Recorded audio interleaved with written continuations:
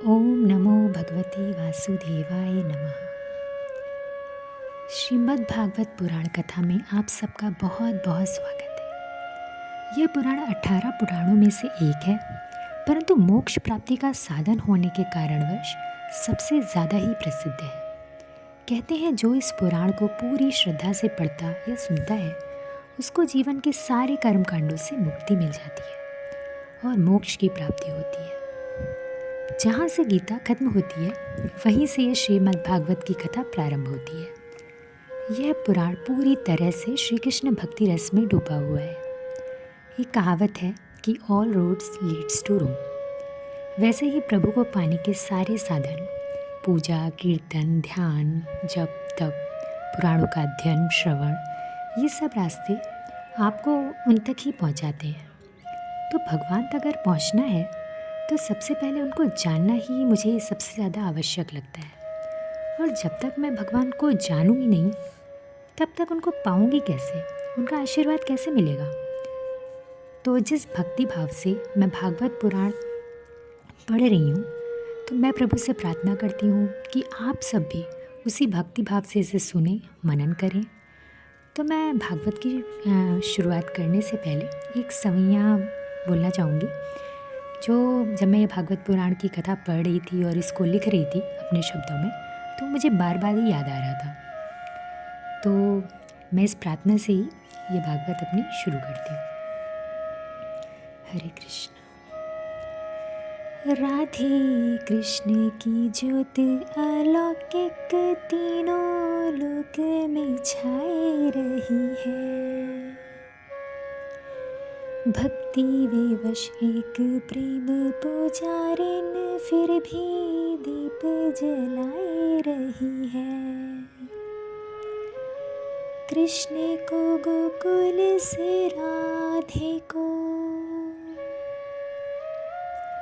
कृष्ण को गोकुल से राधे को बरसाने से बुलाए रही है।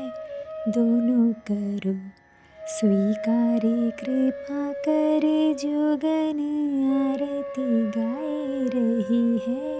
दोनों करो स्वीकारे कृपा करे, जोगन आरती गाए रही है। भोर भई ते साँझ ढले तक सेवा कौन नेम हमारो। स्नान कराए वो वस्त्र ओढ़ाए, वो भोग लगाए वो लागत प्यारो। कब तेने हारत आपकी ओर, कब तेने हारत आपकी ओर की आप हमारी और निहारो। राधे कृष्ण हमारे धाम को जान, वृंदावन धाम पधारो। राधे कृष्ण हमारे धाम को जान, वृंदावन धाम पधारो। तो मेरी भगवान से यही आस्था है, उम्मीद है कि अब हम लोग जब ये भागवत पुराण सुन रहे हैं तो वो भी हमारे साथ ही बैठें, आप लोग के साथ बैठें और हमें अपना आशीर्वाद दें। तो चलिए भागवत पुराण का सबसे पहले महात्म्य से शुरू करते हैं। तो भगवान क्या कहते हैं कि जब सृष्टि नहीं थी तो भी मैं ही था। मेरे बिना स्थूल सूक्ष्म सब अज्ञान है। ये जो सृष्टि के रूप में तुम्हें प्रतीत हो रहा है, वो भी मैं ही हूँ, और जो प्रतीत नहीं होता है वो भी मैं ही हूँ। जैसे पंचभूत से निर्मित छोटे बड़े शरीरों में जल, पृथ्वी, आकाश, वायु, अग्नि का वास है, परंतु बाहरी दुनिया में भी ये पंच महाभूत विद्यमान है। उसी प्रकार मैं सब में आत्मा के रूप में प्रवेश भी हूँ, और मेरे अलावा इस संसार में कुछ है भी नहीं। सो कोई वस्तु ना होने के कारण मैं उनमें प्रविष्ट भी नहीं हूँ। तो अगर जो परमात्मा के तत्व को जानना चाहते हैं, वो बस उनको इतना ही जानना है कि सर्वस्वरूप सर्वदा और सर्वत्र मैं ही एकमात्र वास्तविक तत्व हूँ। तो जो भी इस भागवत पुराण का पाठ करता है, उसको 1000 गोदान का फल मिलता है, समस्त पापों से मुक्ति होती है और देवताओं द्वारा वंदित होता है। इसका पाठ करने वाले कलयुग का भी कोई प्रभाव नहीं पड़ता और उनके पितर दूध, घी, मधु और मीठा जल पीते हैं। जिस घर में भागवत शास्त्र रहता है वहाँ सर्वदा ही देवताओं की उपस्थिति रहती है। यही नहीं, वहाँ नदी, मठ, सरोवर के रूप में सभी तीर्थ निवास करते हैं। संपूर्ण यज्ञ, सातों पुरियाँ। अब आप कहेंगे 7 पुरियाँ कौन सी हैं? तो मैं बता देती हूँ। तो अयोध्या, मथुरा, द्वारिका, वाराणसी, हरिद्वार, उज्जैन और कांचीपुरम, ये सातों सप्तपुरियाँ कहलाती हैं। और ये ऐसे पवित्र क्षेत्र हैं जिनसे मोक्ष प्राप्ति का तीर्थ स्थल भी माना जाता है। तो और सभी पावन पर्वत वहाँ नित्य निवास करते हैं। यश, धर्म और विजय के लिए तथा पापक्षय और मोक्ष प्राप्ति के लिए हम सबको सदा ही भागवत पुराण का श्रवण करना चाहिए। तो भगवान क्या कहते हैं कि जहाँ जहाँ भागवत की कथा होती है मैं वहाँ वहाँ उसी प्रकार जाता हूँ जैसे पुत्र वत्सला गौ अपने बछड़े के पीछे पीछे जाती है। तो जो श्रीमद् भागवत को प्रणाम करता है उससे मैं धन, स्त्री, पुत्र और अपनी भक्ति प्रदान करता हूँ। और जो मेरी कथा सुनते हैं मैं उसी के ही वशीभूत हो जाता हूँ।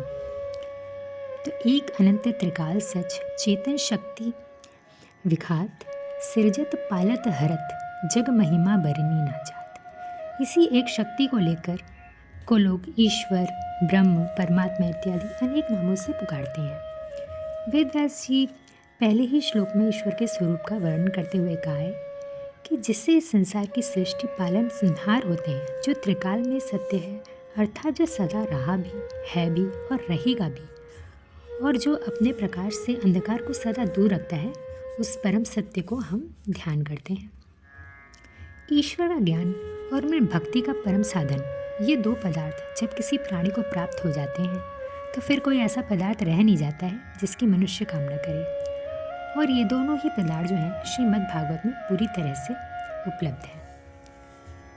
और जब तक आपको भगवान में श्रद्धा नहीं होगी तब तक आप समझ नहीं पाएंगे कि यह ज्ञान वैराग्य का इतना बड़ा सागर है। और जब इसको पढ़ने, समझने की श्रद्धा पैदा हो जाएगी तो आपको यह विमल ज्ञान हो जाएगा कि एक ही परमात्मा हर प्राणी में बैठा है। उसका अधर्म करने का मन ही नहीं करता। उसके लिए दूसरों को चोट पहुंचाना खुद को चोट पहुंचाने के समान हो जाता है। तो चलिए अब प्रथम अध्याय से शुरू करते हैं हम लोग। तो एक बार मुनिवर शौनिक ने नैमिषारण्य क्षेत्र में विराजमान महाराज महापति सूत जी को नमस्कार करते हुए उनसे पूछा, सूत जी, आपका ज्ञान अज्ञानता के अंधकार को नष्ट करने वाले करोड़ों सूर्यों के समान है। इस घोर कलयुग में जीव प्रायः आसुरी स्वभाव के हो गए हैं। विविध क्लेशों, दुख, लालच, आसक्ति से आक्रांत इन जीवों को शुद्ध मतलब दैवीय शक्ति संपन्न बनाने का सर्वश्रेष्ठ उपाय क्या है? चिंतामणि से लौकिक भौतिक सुख ही मिल सकता है और कल्पवृक्ष से स्वर्गीय संपत्ति ही दे सकता है, परंतु गुरुदेव प्रसन्न होकर भगवान का योग दुर्लभ वैकुंठ धाम दे देते हैं। तो सूत जी ने क्या कहा, शौनिक जी, आपके हृदय में भगवान का प्रेम है, इसलिए मैं तुम्हें संपूर्ण सिद्धांतों का निष्कर्ष सुनाता हूँ जो जन्म मृत्यु के भय का नाश कर देता है। शुकदेव जी ने कलयुग के जीवों के कल्याण के लिए श्रीमद् भागवत शास्त्र का प्रवचन दिया था। तो जब शुकदेव जी ने यह कथा राजा परीक्षित को सुनाने के लिए सभा में विराजमान हुए तो देवता लोग भी अमृत कलश लेकर पहुंच गए और बोले, आप ये अमृत के बदले कथा का अमृत हमें दान कर दीजिए। सो इस तरह राजा परीक्षित को अमृत का पान मिल जाएगा और हमें भी श्रीमद् भागवत अमृत प्राप्त हो जाएगा। श्री शुकदेव जी ने देवताओं को भक्ति शून्य मतलब कथा का अनधिकारी जाना और कथामृत का दान नहीं दिया। इस प्रकार ये मद् भागवत कथा देवताओं को भी दुर्लभ है। पूर्व काल में श्रीमद् भागवत को सुनने से ही राजा परीक्षित की मुक्ति देखकर ब्रह्मा जी को भी बड़ा आश्चर्य हुआ था। पूर्व काल में सनकादि ने देवर्षि नारद को सुनाया था। नारद जी ने ब्रह्मा जी से सुनी थी, परंतु सनकादि जी ने उन्हें सप्ताह श्रवण की विधि बताई थी। तो सूत जी ने कहा, शौनिक जी, अब मैं तुम्हें एक भक्तिपूर्ण कथा सुनाता हूँ जो शुकदेव जी ने मुझे अपना अनन्य शिष्य जानकर सुनाई थी। एक दिन विशालपुरी में 4 निर्मल ऋषि सत्संग के लिए आए। वहाँ उन्होंने नारद जी को देखा। नारद जी का उदास मुँह देखकर उन्होंने पूछा, आप इतने चिंतित कैसे हैं और जल्दी जल्दी में कहाँ जा रहे हैं? तो नारद जी बोले, मैं तो पृथ्वी को सर्वोत्तम लोक समझकर आया था। यहाँ पुष्कर, प्रयाग, काशी, नासिक, हरिद्वार, कुरुक्षेत्र आदि कई तीर्थों में गया, परंतु मेरे मन को शांति नहीं मिली। इस समय अधर्म का सहायक सारी पृथ्वी को पीड़ित कर रहा है। अब यहाँ सत्य, तप, शौच मतलब बाहर भीतर की पवित्रता, दया, दान आदि कुछ भी नहीं है। साधु संत पाखंडी हो गए हैं, देखने में विरक्त लगते हैं, परंतु स्त्री धर्म सब मोह माया में डूबे हुए हैं। स्त्री पुरुष में कलह मचा रहता है। आश्रम, तीर्थ, नदियाँ, इन सब में विधर्मियों का अधिकार है। यहाँ न कोई अब योगी है, न सिद्ध है, न ज्ञानी है, न ही कोई सत्कर्म करने वाला है। इस कलयुग के दोष देखते हुए मैं यमुना जी के तट पर पहुँचा और वहाँ मैंने एक आश्चर्य देखा कि एक युवती खिन्न मन से बैठी थी और पास में 2 वृद्ध पुरुष जोर जोर से सांसें ले रहे थे। मुझे देख वह युवती खड़ी हो गई और बड़ी व्याकुल होकर कहने लगी, महात्मा जी, क्षण भर ठहर के मेरी चिंता दूर कर दीजिए। मेरा भाग्य है कि आपके दर्शन मुझे मिले। मैंने पूछा कि तुम कौन हो, ये पुरुष कौन है और तुम्हारे आसपास से देवियाँ कौन हैं? तो उसने बोला, मैं भक्ति हूँ और ये ज्ञान और वैराग्य मेरे पुत्र हैं और ये देवियाँ गंगा जी आदि नदियाँ हैं। कलयुग के प्रभाव से हम निस्तेज हो गए। जब मैं वृंदावन आई तो पुनः परम सुंदरी हो गई, परंतु पुत्र ठीक न हुए, इसीलिए मैं शोक कर रही हूँ। आप तो परम बुद्धिमान हैं, इसका क्या कारण है? नारद जी ने कहा, इस कलयुग में जो सदाचार, योग मार्ग, तप सब लुप्त हो गया है। वृंदावन के संयोग से तुम फिर नवीन तरुणी हो गई, परंतु तुम्हारा कोई नाम लेवा नहीं है। ये तुम्हारे जो पुत्र हैं इनका कोई नाम लेवा नहीं है, इसलिए ठीक ना हुए। जिस दिन भगवान श्री कृष्ण इस भूलोक को छोड़कर अपने परम धाम लौट गए, उसी दिन से संपूर्ण शुभ कर्मों में बाधा डालने वाला कलयुग आ गया। राजा परीक्षित की दृष्टि पड़ने पर कलयुग दीन के समान उनकी शरण में आया, तो राजा परीक्षित ने कलयुग का वध नहीं किया, क्योंकि वो जानते थे कि जो फल तपस्या योग हमें समाधि से भी नहीं मिलता, कलयुग में वही फल श्री हरि कीर्तन से ही भली भांति मिल जाता है। इसीलिए उन्होंने कलयुग को रहने दिया। अब आप सोचेंगे कि कलयुग में क्या अच्छाई है, तो मैं आपको ये बता दूं कि सतयुग, द्वापर युग, त्रेता युग जब थे तो उस समय में लोग बहुत तपस्या करते थे, पूजा पाठ, कर्मकांड बहुत कुछ करते थे, तब जाके उन्हें भगवान के दर्शन होते थे। लंबी लंबी सालों की, हज़ारों सालों की तपस्या करनी पड़ती थी। परंतु कलयुग में क्योंकि हर जगह बुराई है, हर जगह अधर्म है, तो बस भगवान का अगर आप ध्यान ही करते हैं तो उससे ही आपको यहाँ पे आज के समय में मोक्ष की प्राप्ति हो जाती है। इसीलिए उन्होंने कलयुग को रहने दिया। तो कलयुग में बुराई ज़रूर है, कलयुग की वजह से संसार में बुराई ज़रूर है, लेकिन कलयुग की एक अच्छाई है कि बस आप अगर भगवान का ध्यान सच्चे मन से लेते हैं तो आपको मोक्ष मिल जाएगा। तो इस तरह नारद जी के वचन सुनकर भक्ति को बड़ा ही आश्चर्य हुआ। उसने कहा, देवर्षि, आप धन्य हैं। संसार में साधुओं का दर्शन ही समस्त सिद्धियों का परम कारण है। आपकी कृपा से ही प्रहलाद ने माया पर और ध्रुव ने ध्रुव पर प्राप्त किया था। तो भक्ति का दुख दूर करने के लिए नारद जी ने सोचा कि मैं कुछ उद्योग करूं। तो उन्होंने कहा, तुम व्यर्थ ही चिंता कर रही हो, तुम तो श्री कृष्ण चरणों का चिंतन करो। तुम तो भक्ति हो, तुम्हारे बुलाने से तो भगवान नीचों के घरों में भी चले आते हैं। कलयुग में तुम्हारे पुत्रों ज्ञान और वैराग्य की उपेक्षा होने के कारण ही वृद्ध हो गए हैं। इस युग में मैं तुम्हें घर घर में प्रत्येक पुरुष के हृदय में स्थापित कर दूंगा। व्रत, तीर्थ, योग, यज्ञ और ज्ञान चर्चा आदि बहुत साधन करने की आवश्यकता नहीं है, एकमात्र भक्ति ही मुक्ति देने वाली है। तो भक्ति ये सुनकर बोली कि मैं हमेशा आपके हृदय में रहूंगी, किंतु मेरे पुत्रों को शीघ्र सचेत कर दें। नारद जी ने उनको दिलासा दिलाई। फिर उन्होंने उनको हिलाया, वेद ध्वनि सुनाई, वेदांत घोष सुनाया, बार बार गीता पाठ भी सुनाया, पर वो बड़ी मुश्किल से आंखें खोल के आलस्य से जागे। तो नारद जी सोचने लगे कि अब क्या करें। तभी आकाशवाणी हुई कि मुनि, खेद मत करो और एक सत्कर्म करो जो तुम्हें संत शिरोमणि बताएंगे। उस सत्कर्म का अनुष्ठान करते ही ये दोनों ही ठीक हो जाएंगे। पर नारद जी को इसका आशय समझ ना आया। तो नारद जी ज्ञान व वैराग्य को छोड़कर बहुत से तीर्थ गए, ऋषि मुनियों से मिले, पर कोई उपाय ना मिला। अब जिसका ज्ञान नारद जी को तक को नहीं था, उसके बारे में संसारी लोग उनको क्या ही बताते। तो नारद जी ने सोचा कि अब तो मैं तप ही करूँगा। पर तभी उनकी नज़र तेजस्वी सनकादि मुनीश्वर पर पड़ी। उन्होंने आकाशवाणी उन्हें कह सुनाई। तो सनकादि जी ने कहा, आप चिंता न करें, क्योंकि उनके उद्धार का सरल उपाय पहले से ही विद्यमान है। जैसे सिंह की गर्जना सुनकर भेड़िए भाग जाते हैं, उसी प्रकार श्रीमद् भागवत की ध्वनि सुनकर कलयुग के सारे दोष नष्ट हो जाते हैं। तो नारद जी बोले, मैंने वेद वेदांत की ध्वनि सुनाई, गीता पाठ करा, उससे उनको जगाया, फिर भी ये ना जगे, तो ऐसे कैसे भागवत सुन के वो जाग जाएंगे? क्योंकि भागवत में तो सब वेदों का ही सारांश है। तो सनकादि जी ने कहा, जैसे दूध में घी रहता ही है, पर उस समय उसका अलग स्वाद नहीं मिलता, वही जब उसे अलग किया जाता है तो देवताओं के लिए भी स्वास्थ्यवर्धक हो जाता है। जैसे खांड ईख मतलब गन्ने के ओर छोर और बीच में भी व्याप्त रहती है, तथापि अलग होने पर उसकी अलग ही मिठास होती है। तो ये भागवत पुराण भी वेदों के समान ही है।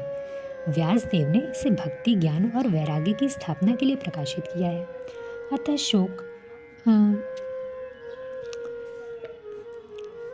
यह भागवत पुराण वेदों के समान है। व्यास देव ने इसे भक्ति, ज्ञान और वैराग्य की स्थापना के लिए ही प्रकाशित किया है। अतः शोक और दुख को दूर करने वाला भागवत पुराण आपको सुनना ही चाहिए। नारद जी बोले, ठीक है, फिर मैं भागवत शास्त्र की कथा का ज्ञान यज्ञ करूँगा। यह भी बता दीजिए कि इस विधि की विधि क्या है। तो सनकादि जी ने कहा, हरिद्वार के पास आनंद नाम का एक घाट है। वहाँ अनेक ऋषि देवताओं का वास है। घने वृक्ष, लताएं हैं। हर समय सुनहले कमलों की सुगंध आती रहती है। भक्ति वहाँ अपने निर्बल पुत्रों, ज्ञान व वैराग्य के साथ आ जाए।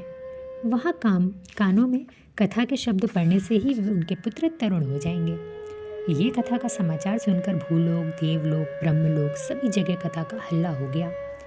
भृगु, वशिष्ठ, च्यवन, गौतम, देवल, देवराज, परशुराम, विश्वामित्र, शाकल, मार्कंडेय, दत्तात्रेय, पिपलाद, योगेश्वर, व्यास, पराशर सभी प्रधान मुनिगण अपने पुत्रों, शिष्यों, स्त्री समेत वहाँ पहुँच गए। वेद, वेदांत, उपनिषद, मंत्र, तंत्र, 17 पुराण और 6 शास्त्री मूर्ति मान के रूप में वहाँ स्थापित हो गए। समस्त नदियाँ, पुष्कर आदि सरोवर, कुरुक्षेत्र आदि समस्त क्षेत्र, सारी दिशाएं, पंडक आदि वन, हिमालय आदि पर्वत, देव, गंधर्व और दानव सभी कथा सुनने चले आए। सनकादि जी जब कथा सुनाने के लिए विराजमान हुए तो नारद जी को बताया कि इस ग्रंथ में 18,000 श्लोक और 12 स्कंद हैं तथा सुखदेव जी और राजा परीक्षित का संवाद है। बहुत से शास्त्र व पुराण पढ़ने का क्या लाभ, क्योंकि उससे व्यर्थ का भ्रम होता है। तो मुक्ति देने के लिए तो एकमात्र भागवत शास्त्र ही गरज रहा है। फल की दृष्टि से इस सुखदेव शास्त्र कथा की समता गंगा, गया, काशी, पुष्कर या प्रयाग तीर्थ भी नहीं कर सकते। इसे सुनने के लिए दिनों का कोई नियम है, इसे सर्वदा ही सुनना श्रेष्ठ माना गया है। तो शौनिक जी ने सूत जी से पूछा कि यह भागवत पुराण मोक्ष की प्राप्ति से ज्ञानादि सभी साधनों का तिरस्कार कर इस युग में उनसे भी आगे कैसे बढ़ गया। तो सूत जी क्या बोले कि जब भगवान श्री कृष्ण धराधाम छोड़कर अपने नित्य धाम को जाने लगे तब उनके मुख से एकादश स्कंद का ज्ञानोपदेश सुनकर भी उद्धव जी ने पूछा, गोविंद, आप तो परम धाम को पधारना चाहते हैं, किंतु मेरे मन में बड़ी चिंता है कि कलयुग में ये गौरूपी पृथ्वी जब दुष्टों के भार से दब जाएगी तब किसकी शरण में जाएगी। मुझे तो आपको छोड़कर इसकी रक्षा करने वाला कोई दूसरा नहीं दिखाई देता। आपके भक्तजन पृथ्वी पर कैसे रहेंगे, कुछ विचार कीजिए। तो उद्धव जी के वचन सुनकर भगवान सोचने लगे कि भक्तों के अवलंबन के लिए मुझे क्या व्यवस्था करनी चाहिए। तब भगवान ने अपनी सारी शक्ति भागवत में रख दी और वे अंतर्ध्यान होकर इसी भागवत समुद्र में प्रवेश कर गए। इसीलिए भगवान की साक्षात शब्दमय मूर्ति है ये भागवत पुराण। इसके सेवन, श्रवण, पाठ अथवा दर्शन से ही मनुष्य के समस्त पाप नष्ट हो जाते हैं। कलयुग में यही ऐसा धर्म है जो दुख, दरिद्रता, दुर्भाग्य और पापों की सफाई कर देता है तथा काम, क्रोध आदि शत्रुओं पर विजय दिलाता है। अन्यथा भगवान की इस माया से देवताओं के लिए भी कठिन है बाहर निकलना, तो मनुष्य इसे छोड़कर कैसे ही जा सकते हैं। जिस समय सनकादि भगवत सप्ताह श्रवण की महिमा का बखान कर रहे थे तभी वहाँ तरुणावस्था को प्राप्त हुए अपने पुत्रों, ज्ञान व वैराग्य के साथ भक्ति बार बार श्री कृष्ण गोविंद हरि मुरारी हे नाथ नारायण वासुदेव करते हुए प्रकट हो गई। सब बोले, ये यहाँ कहाँ से आ गई। तब सनकादि जी बोले कि ये भक्ति देवी अभी अभी कथा के अर्थ से निकली हैं। तो भक्ति बड़ी विनम्रता से सनकादि जी से बोली कि कलयुग में मैं नष्ट प्राय हो गई थी, आपने कथामृत से सींचकर मुझे फिर से पुष्ट कर दिया है। अब बताइए मैं कहाँ रहूं? तो सनकादि जी ने कहा, तुम भक्तों को भगवान का स्वरूप प्रदान करने वाली, अनन्य प्रेम का संपादन करने वाली और संसार में रोग को निर्मूल करने वाली हो। अतः तुम धैर्य धारण करके निरंतर विष्णु भक्तों के हृदय में ही निवास करो। ये कलयुग के दोष भले सारे संसार पर अपना प्रभाव डालें, किंतु वहाँ तुम पर उनकी दृष्टि भी ना पड़ सकेगी। इस प्रकार उनकी आज्ञा पाते ही भक्ति तुरंत भगवत भक्तों के हृदय में स्थापित हो गई। तो चलिए आगे बढ़ते हैं। तो सूत जी क्या कहते हैं? मुनिवर, उस समय अपने भक्तों के चित्त में अलौकिक भक्ति का प्रादुर्भाव देखकर भक्तवत्सल श्री भगवान अपना धाम छोड़कर वहाँ पधारे। प्रभु को प्रकट होते ही चारों ओर जय जयगान होने लगे। धुन सभा में जो लोग भी थे बैठे हुए, वो खुद को भूल के बस भगवान को तन्मयता से देखते ही रह गए।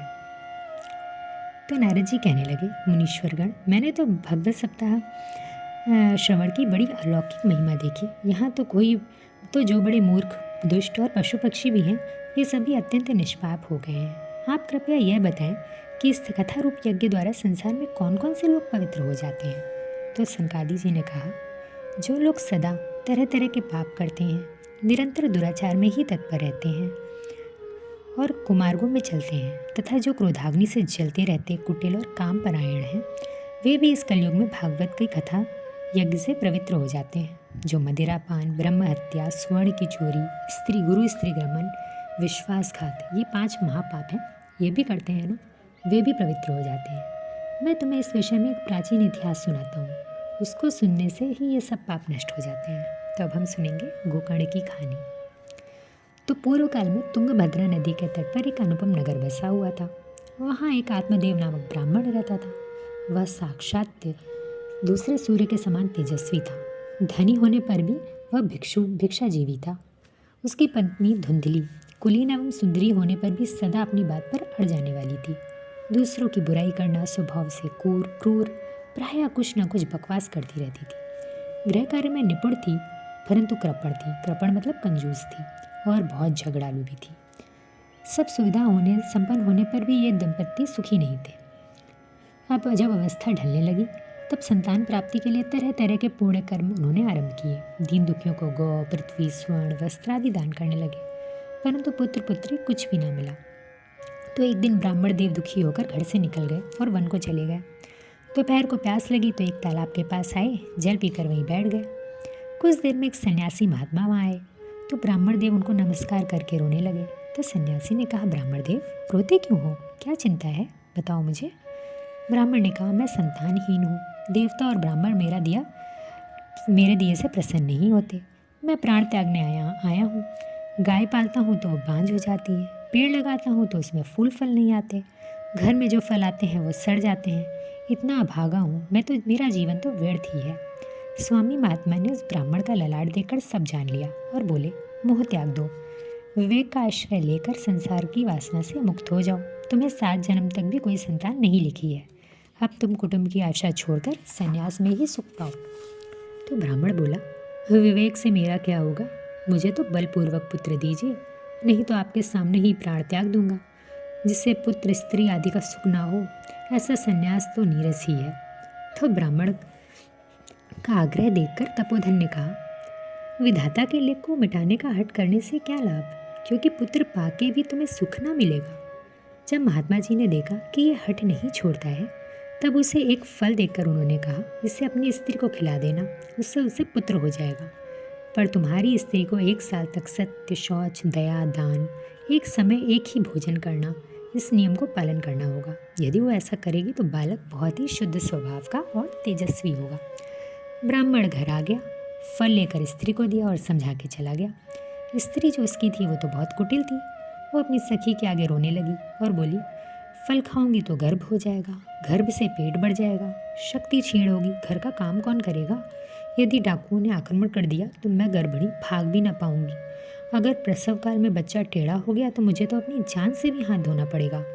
वैसे भी प्रसव में बहुत दर्द होता है, मैं तो इतनी सुकुमारी हूँ, भला ये सब कैसे सहूँगी? फिर बच्चे का लालन पालन करो, ये सब भी बहुत कष्टकारी है। मेरे विचार से तो विधवा स्त्रियाँ ही सुखी हैं। कुछ दिन में उसकी बहन आई जो गर्भवती थी, तो दोनों बहनों ने एक युक्ति निकाली। बहन बोली, तुम ये फल गाय को खिला दो और गर्भवती होने का नाटक करो।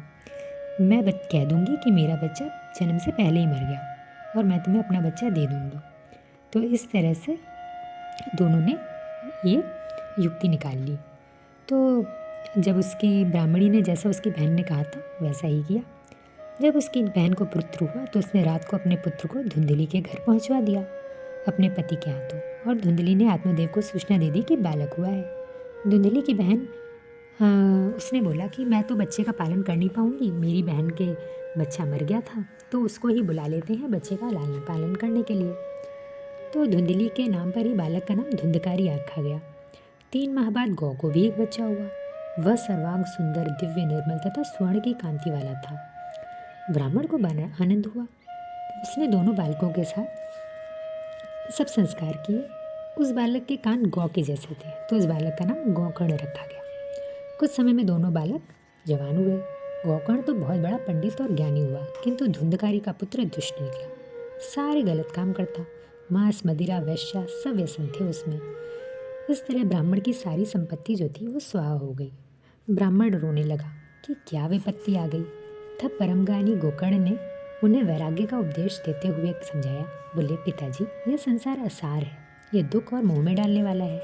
पुत्र किसका, धन किसका, सुख ना तो इंद्र को है ना चक्रवर्ती राजा को। सुख तो केवल विरक्त एकांत जीवी मुनि को है। यह मेरा पुत्र है, यह ज्ञान, इस ज्ञान को, अज्ञान को छोड़ दीजिए। मोह से नरक की प्राप्ति होती है। यह शरीर तो नष्ट होगा ही, इसलिए सब छोड़कर वन में चले जाइए। यह शरीर हड्डी, मांस, रुधिर का पिंड है। इससे आप मैं मानना छोड़ दें और स्त्री पुत्र आदि को अपना भी कभी न मानें। किसी भी वस्तु को स्थायी समझकर उसमें राग ना करें।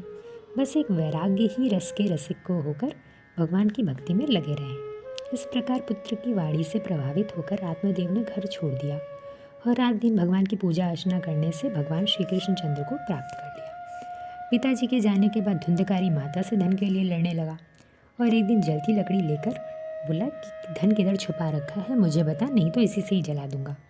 अपने बेटे से परेशान होकर एक रात माँ वहाँ से भागी और कुएं में जा गिरी। इस तरह से उसकी मृत्यु हो गई। और गोकर्ण जो थे वो तो तीर्थ यात्रा के लिए निकल गए। इन घटनाओं के बाद से उन्हें कोई मतलब नहीं था। धुंधकारी 5 वेश्याओं के साथ रहने लगा। तो वेश्याओं ने सोचा कि ये तो रोज़ चोरी करता है, आज नहीं तो कल पकड़ा जाएगा। इसकी वजह से राजा के सैनिक हमें भी पकड़ेंगे, तो हम एक काम करते हैं, इसको मार के इसका सारा धन लेकर चंपत हो जाते हैं। तो रात को उन्होंने रस्सी से उसका गला दबाया और मारने का प्रयास किया। जब वो नहीं मरा तो उसके मुंह पे गर्म अंगारे डाल दिए और वो उससे छटपटाकर मर गया। उन्होंने शव को वहीं गड्ढे में गाड़ दिया घर में और सारा धन लेकर गायब हो गई, क्योंकि उनके तो ना जाने ऐसे कितने पति थे। धुंधकारी अपने कुकर्मों के कारण प्रेत बन गया। गोकर्ण को जब धुंधकारी की मृत्यु की बात पता चली तो उन्होंने उसका श्राद्ध किया। फिर वापस वो जब अपना लौट के अपने घर आए तो आंगन में सो रहे थे, तो अपने भाई को सोया देखकर धुंधकारी अलग अलग रूप, कभी भेड़, कभी हाथी, कभी भैंस, कभी इंद्र, कभी अग्नि का रूप धारण करके डराने लगा। अंत में मनुष्य के आकार में प्रकट हुआ। गोकर्ण ने पूछा, कौन हो तुम? फिर वह जोर जोर से रोने लगा और बोलने की कोशिश करी तो बोल भी ना पाया। तो गोकर्ण ने जल को अभिमंत्रित करके उस पर छिड़का। फिर वह बोला, मैं तुम्हारा भाई धुंधकारी हूँ। मेरी स्त्रियों ने मुझे तड़पा तड़पा कर मार डाला। प्रेत योनि में मुझे अपने कुकर्मों के कारण ऐसी सज़ा मिली है। तुम दया के समुद्रों मुझे इस योनि से मुक्ति दिलाओ। गोकर्ण बोले, मैंने तो श्राद्ध, तर्पण सब कुछ किया, तो तुम्हें मुक्ति क्यों नहीं मिली? तो धुंधकारी बोला, सैकड़ों श्राद्ध, गया श्राद्ध, कुछ भी करो मुझे मुक्ति संभव नहीं है, इसका कोई और उपाय सोचो। गोकर्ण बोले, अगर सैकड़ों गया श्राद्ध से भी मुक्ति संभव नहीं है तो मुक्ति तो असंभव ही है। फिर भी मैं पता करता हूँ क्या कर सकते हैं। तो उन्होंने काफ़ी सोच विचार किया और सूर्य भगवान की आराधना की। सूर्य भगवान प्रकट हुए तो उन्होंने मुक्ति का साधन पूछा। तो वो बोले कि श्रीमद् भागवत से ही मुक्ति हो सकती है, यही सबसे सरल साधन है। गोकर्ण ने कथा करने का निश्चय किया।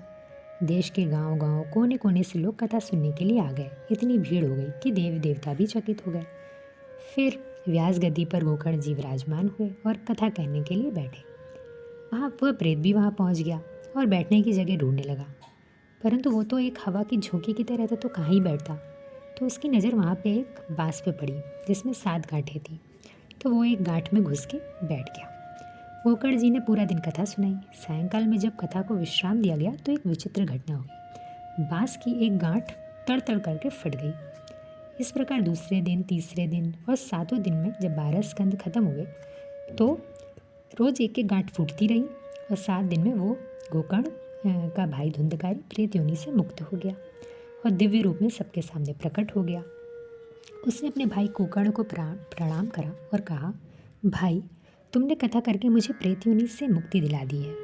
जिस प्रकार आग गीली, सूखी, छोटी, बड़ी सभी तरह की लकड़ियाँ जला डालती है, उसी प्रकार भागवत कथा के श्रवण से मन, वचन, कर्म द्वारा किए गए सभी छोटे बड़े, नए पुराने सभी पाप जो हैं वो भस्म हो जाते हैं। भला जिसके प्रभाव से जड़ और सूखे बांस की गांठें भी फट सकती हैं, उस भागवत कथा का श्रवण करने से चित्त की गांठों का खुल जाना कौन सी बड़ी बात है। जिस समय धुंधकारी ये बातें कह रहा था, उसी समय वैकुंठ धाम से पार्षद सहित एक विमान उतरा और धुंधकारी इस विमान पर चढ़ गया।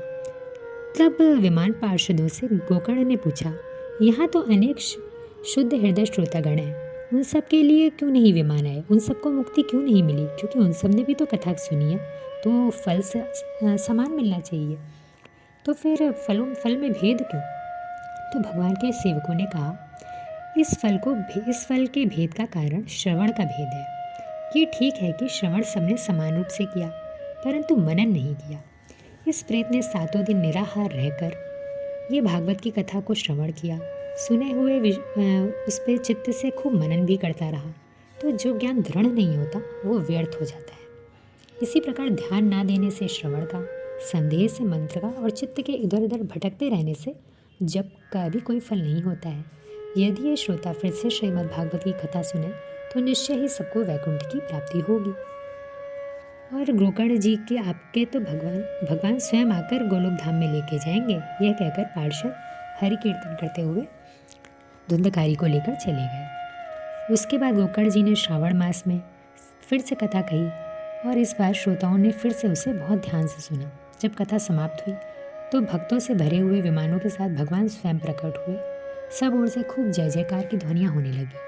उन्होंने गोकर्ण को अपने गले से लगा लिया और अपने साथ अपने समान ही बना लिया और सब श्रोताओं को के सारे पाप कट गए और प्रभु उन सबको गोलोक धाम में लेकर चले गए। तो सनकादि जी ने नारद जी को भागवत की पूरी विधि समझाई और मोक्ष प्रदान करने वाली भागवत कथा का प्रवचन किया। सब प्राणियों में नियम पूर्वक उसे श्रवण किया। कथा के अंत में ज्ञान और वैराग्य और भक्ति जो अत्यंत पुष्टि मिली और वे तीनों तरुण होकर सबका चित्त आकर्षित करने लगे। अपना मनोरथ पूरा होने से नारद जी को भी बड़ी प्रसन्नता हुई। हाथ जोड़कर उन्होंने सनकादि जी को धन्यवाद दिया और भगवान का गुणगान करते हुए चले गए। फिर शौनक जी ने सूत जी से पूछा, सुखदेव जी ने राजा परीक्षित को, गोकर्ण ने धुंधकारी को और सनकादि जी ने नारद जी को किस किस समय ये ग्रंथ सुनाया? तो सूत जी ने कहा, भगवान श्री कृष्ण ने स्वधाम गमन के बाद कलयुग के 30 वर्ष से कुछ अधिक समय बीत जाने के बाद भाद्रपद मास की शुक्ल नवमी को सुखदेव जी ने कथा आरंभ की थी। परीक्षित जी के 200 वर्ष बीत जाने पर गोकर्ण ने धुंधकारी को कथा सुनाई। आषाढ़ काल की शुक्ल नवमी को उसके 30 वर्ष और निकल जाने पर सनकादि जी ने नारद जी को ये कथा सुनाई थी। तो अभी तक हम भागवत कथा की महिमा ही सुन रहे थे और अब हम प्रथम स्कंद का जो प्रथम अध्याय है अब हम उस पर आए हैं। तो एक बार की बात है, विष्णु और देवताओं के परम पुण्य क्षेत्र नैमिषारण्य में शौनकादि ऋषियों ने भगवत प्राप्ति की इच्छा से सहस्त्र वर्षों में पूर्ण होने वाले एक महान यज्ञ का अनुष्ठान किया। एक दिन उन्होंने सूत जी का पूजन कर उन्हें ऊंचे आसन पर बिठाया और बड़े आदर से प्रश्न किया, सूत जी, आप निष्पाप हैं।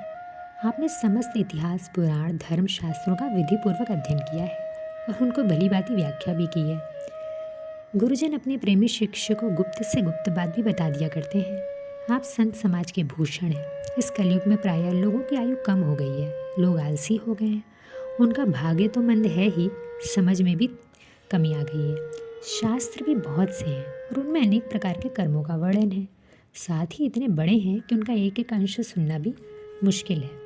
प्यारे सूत जी, आप तो जानते हैं कि यदुवंशियों के रक्षक भक्तवत्सल भगवान श्री कृष्ण वासुदेव की धर्मपत्नी देवकी के गर्भ से क्या करने की इच्छा से अवतीर्ण हुए थे।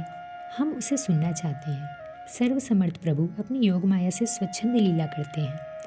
आप उन श्री हरि की मंगलमयी अवतार कथाओं का अब वर्णन करिए। भगवान श्री कृष्ण अपने को छिपाए हुए थे। लोगों के सामने ऐसी चेष्टा करते थे मानो कोई मनुष्य हो, परंतु उन्होंने बलराम जी के साथ ऐसी ऐसी लीलाएं भी की हैं, ऐसा पराक्रम भी प्रकट किया है जो मनुष्य नहीं कर सकते। यह कलयुग अंतःकरणी पवित्रता और शक्ति का नाश करने वाला है। इससे पार पाना बहुत कठिन है। जैसे समुद्र से पार जाने वालों को कर्णधार मिल जाए, उसी प्रकार इससे पार पाने की इच्छा रखने वाले हम लोगों से ब्रह्मा ने आपको मिलाया है। धर्म रक्षक ब्राह्मण भक्त योगेश्वर भगवान श्री कृष्ण के अपने धाम में पधार जाने पर धर्म ने किसकी शरण ली, यह बताइए। तो व्यास जी कहते हैं कि शौनकादि ब्रह्मादि ऋषियों के यह प्रश्न सुनकर रोम हर्ष के पुत्र अग्रश्रवा को बड़ा हर्ष हुआ। उन्होंने ऋषियों का अभिनंदन करके कहना आरंभ किया। तो सूत जी क्या बोले, ऋषियों, संपूर्ण विश्व के कल्याण के लिए आपने बहुत सुंदर प्रश्न किया है। भगवान के लिए सर्वश्रेष्ठ धर्म, मनुष्य के लिए सर्वश्रेष्ठ धर्म वही है जिससे भगवान कृष्ण की भक्ति हो। भक्ति भी ऐसी कि जिससे किसी प्रकार की कामना ना हो और जो नित्य निरंतर बनी रहे। धर्म का फल है मोक्ष। उसकी सार्थकता अर्थ प्राप्ति में नहीं है। अर्थ मतलब भौतिक चीज़ें पाने में है। अर्थ केवल धर्म के लिए है। भोग विलास उसका फल नहीं माना गया है। भोग विलास का फल इंद्रियों को तृप्त करना नहीं है। उसका प्रयोजन केवल जीवन निर्वाह है। बहुत कर्म करके स्वर्गादि प्राप्त करना भी उसका फल नहीं है। तत्ववेत्ता लोग ज्ञाता और ज्ञेय के भेद से रहित अखंड अद्वितीय सच्चिदानंद स्वरूप ज्ञान को ही तत्व कहते हैं। उसी को कोई ब्रह्म, कोई परमात्मा और कोई भगवान के नाम से पुकारता है। यही कारण है कि अपने अपने वर्ण एवं आश्रम के अनुसार मनुष्य जो धर्म का अनुष्ठान करते हैं, उसकी पूर्ण सिद्धि इसी में है कि भगवान प्रसन्न हो। इसीलिए एकाग्र मन से भक्त वत्सल भगवान का ही नित्य निरंतर श्रवण, कीर्तन, ध्यान और आराधना करनी चाहिए। प्रकृति के 3 गुण हैं, सत्व, रज और तम। उनको स्वीकार करके इस संसार की स्थिति, उत्पत्ति और प्रलय के लिए एक अद्वितीय परमात्मा ही विष्णु, ब्रह्मा और रुद्र ये तीनों रूप ग्रहण करते हैं। फिर भी मनुष्यों का परम कल्याण तो सत्वगुण स्वीकार करने वाले श्री हरि से ही होता है। जैसे पृथ्वी के विकार लकड़ी की अपेक्षा धुआं श्रेष्ठ है, उससे भी श्रेष्ठ है अग्नि, क्योंकि वेदोक्त यज्ञादि द्वारा अग्नि सद्धित होने वाला है। वैसे ही तमोगुण से रजोगुण श्रेष्ठ है और रजोगुण से भी सत्वगुण श्रेष्ठ है, क्योंकि वह भगवान का दर्शन कराने वाला है। जिसका स्वभाव सगुणी या तमोगुणी है, वे धन, संतान या ईश्वर की कामना से भूत, पितर और प्रजापति की उपासना करते हैं। वेदों का तात्पर्य, यज्ञों का उद्देश्य श्री कृष्ण ही है। योग भी कृष्ण के लिए ही किया जाता है और सभी कर्मों की पर समाप्ति भी श्री कृष्ण में ही है। ये सत्व, रज और तम तीनों गुण उन्हीं की माया के विलास हैं। उनके भीतर रहकर भगवान इनसे युक्त सरीखे मालूम पड़ते हैं। अग्नि तो वस्तुतः एक ही है, परंतु जब वह अनेक प्रकार की लकड़ियों में प्रकट होती है तब अनेक सी मालूम पड़ती है। वैसे ही सबके आत्म रूप भगवान तो एक ही हैं, परंतु प्राणियों की अनेकता के कारण अनेक से जान पड़ते हैं। वैसे ही भिन्न भिन्न जीवों के रूप में वो प्रवेश करके उन योनियों के रूप में विषयों का उपभोग करते और कराते हैं। वे ही संपूर्ण लोकों की रचना करते हैं। देवता, पशु, पक्षी, मनुष्य आदि योनियों में लीला ग्रहण करके द्वारा जीवों का पालन पोषण करते हैं। तो चलिए अब हम भगवान के अवतारों का वर्णन करेंगे। तो आप लोग को ऐसा लगता होगा कि भगवान के हर जगह सुनते हैं कि 10 अवतार हैं, परंतु सच्चाई में भगवान के 10 अवतार बस नहीं है, भगवान के 24 अवतार हैं। तो जो भगवान के 24 अवतार हैं, हम उनके बारे में अभी पढ़ेंगे। चलिए, तो सृष्टि के आदि में भगवान ने लोकों के निर्माण की इच्छा की। इच्छा होते ही उन्होंने महातत्व आदि से निष्पन्न पुरुष रूप ग्रहण किया। उसमें 10 इंद्रियां, 1 मन और 5 भूत या 16 कलाएं थीं। उन्होंने कारण जल में शयन करते हुए योग निद्रा का विस्तार किया। तब उनकी नाभि से सरोवर से एक कमल प्रकट हुआ। उस कमल से प्रजापतियों के अधिपति ब्रह्मा जी उत्पन्न हुए। भगवान ने उस विराट रूप के अंग प्रत्यंग में ही समस्त लोकों की कल्पना की गई। यह भगवान का विशुद्ध सत्वमय श्रेष्ठ रूप है। भगवान का वह रूप हजारों पैर, जांघें, भुजाएं, मुखों आदि के कारण अत्यंत विलक्षण है। उसमें सहस्त्रों सिर, हजारों कान, हजारों आंखें और हजारों नासिकाएं हैं। हजारों मुकुट, वस्त्र और कुंडल आदि आभूषणों से वह सुसज्जित है। भगवान का यही पुरुष रूप, जिसे नारायण कहते हैं, अनेक अवतारों का कारण है। इसी से सारे अवतार प्रकट होते हैं। इस रूप के छोटे से छोटे अंश से देवता, पशु, पक्षी, मनुष्य आदि योनियों की सृष्टि होती है। उन्हीं प्रभु ने पहले कौमार सर्ग में सनक, सनंद, सनातन और सनंत कुमार इन 4 ब्राह्मणों के रूप में अवतार ग्रहण किया और अत्यंत कठिन अखंड ब्रह्मचर्य पालन किया। दूसरी बार इस संसार में कल्याण के लिए समस्त यज्ञों के स्वामी उन भगवान ने ही रसातल में गई हुई पृथ्वी को निकाल लाने के विचार से शुकर रूप ग्रहण किया। ऋषियों की सृष्टि में उन्होंने देवर्षि नारद के रूप में तीसरा अवतार ग्रहण किया और साल्वत तंत्र का उपदेश दिया। उसमें कर्मों के द्वारा किए किस प्रकार कर्म बंधन से मुक्ति मिलती है, इसका वर्णन है। धर्मपत्नी मूर्ति के गर्भ से उन्होंने नर और नारायण के रूप में चौथा अवतार ग्रहण किया। इस अवतार में उन्होंने ऋषि बनकर मन और इंद्रियों का सर्वथा संयम करके बड़ी कठिन तपस्या की। 5वें अवतार में वे सिद्धों के स्वामी कपिल के रूप में प्रकट हुए और तत्वों का निर्णय करने वाले सांख्य शास्त्र का, जो समय के फेर से लुप्त हो गया था, आसुरी नामक ब्राह्मण को उपदेश दिया। अनसुईया के वर मांगने पर 6ठे अवतार में वे अत्रि की संतान दत्तात्रेय हुए। दत्तात्रेय जो हैं वो महाराष्ट्र में बहुत ही ज़्यादा उनकी पूजा की जाती है और वो भी विष्णु के ही अवतार हैं। इस अवतार में उन्होंने अलर्क एवं प्रहलाद आदि को ब्रह्म ज्ञान का उपदेश दिया। 7वीं बार रुचि प्रजापति की आकुति नाम की पत्नी से यज्ञ के रूप में उन्होंने अवतार ग्रहण किया और अपने पुत्र याम आदि देवताओं के साथ स्वयंभू मनवंतर की रक्षा की। राजा नाभि की पत्नी मेरु देवी के गर्भ से ऋषभ देव के रूप में भगवान ने 8वां अवतार ग्रहण किया। अब जो ऋषभ देव हैं ये जैन धर्म के जो महावीर स्वामी हैं, जो 24वें तीर्थंकर हैं, तो ऋषभ देव जो हैं वो पहले तीर्थंकर के रूप में उन्होंने जन्म लिया है। तो जो जैन धर्म के पहले तीर्थंकर हैं ऋषभ देव जी, वो भी विष्णु भगवान के अवतार हैं। तो इस रूप में उन्होंने परमहंसों का मार्ग और जो सभी आश्रमियों के लिए वंदनीय है दिखाया। ऋषियों की प्रार्थना से 9वीं बार वे राजा पृथु के रूप में अवतीर्ण हुए। शौनकादि ऋषियों, इस अवतार में उन्होंने पृथ्वी से समस्त औषधियों का दोहन किया। इससे यह अवतार सबके लिए बड़ा ही कल्याणकारी हुआ। चाक्षुष मनवंतर के अंत में जब सारी त्रिलोकी समुद्र में डूब रही थी, तब उन्होंने मत्स्य के रूप में 10वां अवतार ग्रहण किया। पृथ्वी रूपी नौका पर बैठाकर अगले मनवंतर के अधिपति मनु की रक्षा की। जिस समय देवता और दैत्य समुद्र मंथन कर रहे थे, उस समय 11वां अवतार धारण करके कच्छप रूप में भगवान मंदरांचल को अपनी पीठ पर धारण किया।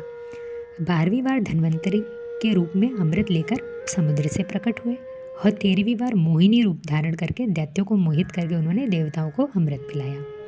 14वें अवतार में उन्होंने नरसिंह का अवतार धारण किया और अत्यंत बलवान दैत्यराज हिरण्यकश्यप की छाती अपने नखों से अनायास इस प्रकार फाड़ डाली जैसे छटाई बनाने वाले सीख को चीर डालते हैं। 15वीं बार वामन का रूप धारण करके भगवान दैत्यराज बलि के यज्ञ में गए। वे चाहते तो थे त्रिलोकी का राज्य, परंतु उन्होंने केवल 3 पग में ही पृथ्वी को नाप लिया। 16वें परशुराम अवतार में जब उन्होंने देखा कि राजा लोग ब्राह्मणों के द्रोही हो गए हैं, तब क्रोधित होकर उन्होंने पृथ्वी को 21 बार क्षत्रियों से शून्य कर दिया। इसके बाद 17वें अवतार में सत्यवती के गर्भ से पराशर जी के द्वारा वे व्यास के रूप में अवतीर्ण हुए, जो वेदव्यास कहलाते हैं वही। उसी समय लोगों की समझ में आया कि धारण शक्ति कम देकर आपने वेद रूप वृक्ष की कई शाखाएं बना दी।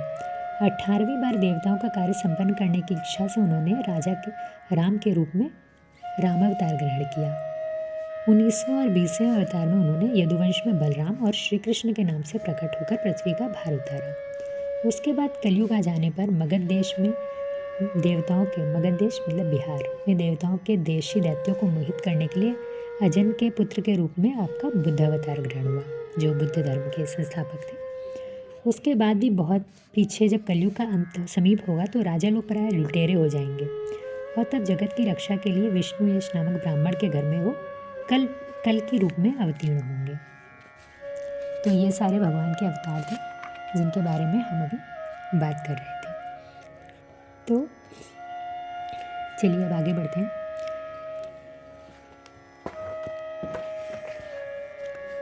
तो सूत जी आप वक्ताओं में श्रेष्ठ हैं।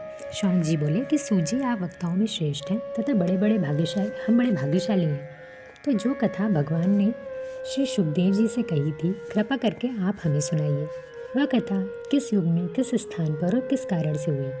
तो व्यास जी जब संन्यास के लिए वन में जाते हुए अपने पुत्र का पीछा कर रहे थे, उस समय जल में स्नान करने वाली स्त्रियों ने नंगे सुखदेव जी को देखकर वस्त्र धारण कर लिए, परंतु वस्त्र पहने हुए व्यास जी को देखकर लज्जा से कपड़े पहन लिए थे। तो व्यास जी ने उन स्त्रियों से इसका कारण पूछा, तो उन्होंने उत्तर दिया, आपकी दृष्टि में तो अभी भी स्त्री पुरुष का भेद बना हुआ है, परंतु आपके पुत्र की शुद्ध दृष्टि में यह भेद नहीं है। पांडव नंदन राजर्षि परीक्षित का इन मौनी सुखदेव जी के साथ संवाद कैसे हुआ, जिससे यह भागवत संहिता कही गई? हमें सुनना है कि अभिमन्यु नंदन परीक्षित भगवान के बड़े प्रेमी भक्त थे। उनके अत्यंत आश्चर्यमय जन्म और कर्मों का भी वर्णन कीजिए। वे भला किस कारण से साम्राज्य लक्ष्मी का परित्याग करके गंगा तट पर मृत्यु पर्यंत अनशन का व्रत लेकर बैठ गए? उनका शरीर तो दूसरों के हित के लिए था, उन्होंने विरक्त होकर उसका परित्याग क्यों किया? सूत जी के जो कुछ हमने आपसे पूछा है वह सब कृपा करके हमें बताइए। सूत जी ने कहा, इस वर्तमान चतुर्युगी के तीसरे युग द्वापर में महर्षि पराशर के द्वारा वसु कन्या सत्यवती के गर्भ से भगवान के कलावतार योगीराज वेदव्यास जी का जन्म हुआ। एक दिन वह सूर्योदय के समय सरस्वती के पवित्र जल में स्नान करके एकांत पवित्र स्थान पर बैठे हुए थे। महर्षि भूत और भविष्य को जानते थे, उनकी दृष्टि अचूक थी। उन्होंने देखा कि समय के फेर से प्रत्येक युग में संसार के लोग श्रद्धाहीन, शक्तिहीन होते जा रहे हैं। उनकी बुद्धि कर्तव्य का ठीक ठाक निर्णय नहीं कर पाती है और आयु भी कम हो रही है। लोगों की इस भाग्यहीनता को देखकर उन्होंने सोचा कि मैंने तो लोगों के लिए वेदों का निर्माण किया जो सबके हृदय को शुद्ध करने वाला है। इस दृष्टि से यज्ञों का विस्तार करने के लिए एक ही वेद के मैंने 4 भाग किए। व्यास जी के द्वारा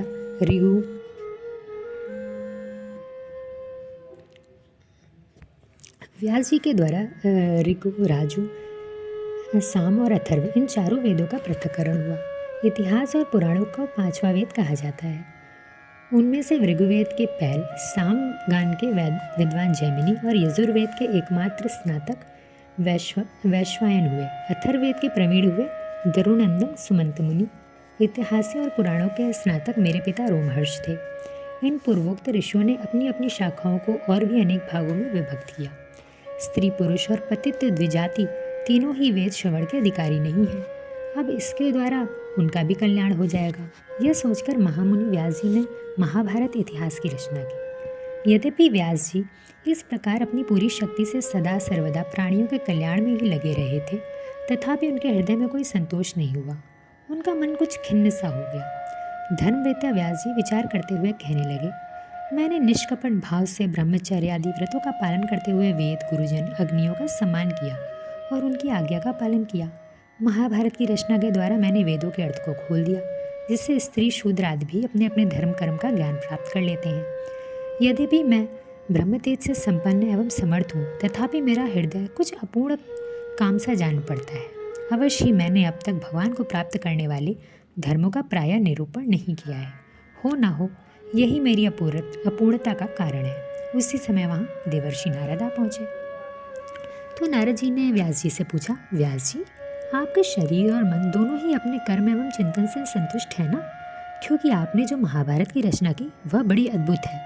वह धर्म आदि सभी पुरुषार्थों से परिपूर्ण है। फिर भी आप अकृतार्थ पुरुष के समान शोक क्यों कर रहे हैं? व्यास जी बोले, जो आपने मेरे विषय में कहा वह सब ठीक ही है। वैसा होने पर भी मेरा हृदय संतुष्ट नहीं है। आप साक्षात ब्रह्मा जी के मानस पुत्र हैं, इसलिए मैं आपसे इसका कारण पूछता हूँ। आप सूर्य की भांति तीनों लोकों में भ्रमण करते रहते हैं और योग बल से प्राणवायु के समान सबके भीतर रहकर अंतःकरणों के साक्षी भी हैं। पर ब्रह्म और शब्द ब्रह्म दोनों की पूर्ण प्राप्ति कर लेने पर भी मुझ में जो बड़ी कमी है उसे आप कृपा करके मुझे बतलाइए। नारद जी ने कहा, व्यास जी, आपने भगवान के निर्मल यश ज्ञान का प्रायः वर्णन नहीं किया है। मेरी ऐसी मान्यता है कि जिससे भगवान संतुष्ट नहीं होते वह शास्त्र या ज्ञान अधूरा है। आपने जैसे धर्म व पुरुषार्थों के बारे में लिखा है, भगवान श्री कृष्ण की महिमा का वैसा निरूपण नहीं किया है। वह निर्मल ज्ञान भी जो मोक्ष की प्राप्ति का साक्षात साधन है, यदि भगवान की भक्ति से रहित है तो इसकी इतनी शोभा नहीं होती।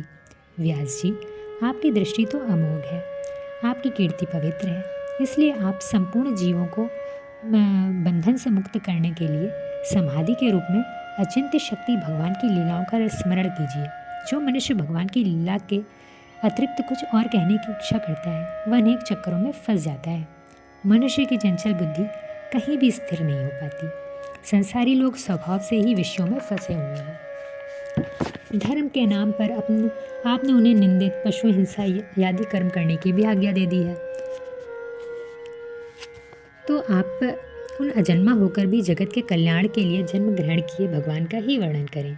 इसीलिए आप विशेष रूप से भगवान की लीलाओं का कीर्तन कीजिए। मुझे पहले कल्प में अपने पूर्व जीवन में वेदवाणी ब्राह्मणों की मैं एक दासी का पुत्र था। यद्यपि मैं बालक था, यहाँ नारद जी अपनी बात कर रहे हैं, परंतु फिर भी मेरा मन चंचल नहीं था। मैं कम बोलता था। बचपन से ही मैं उन ब्राह्मणों की सेवा में नियुक्ति किया गया था।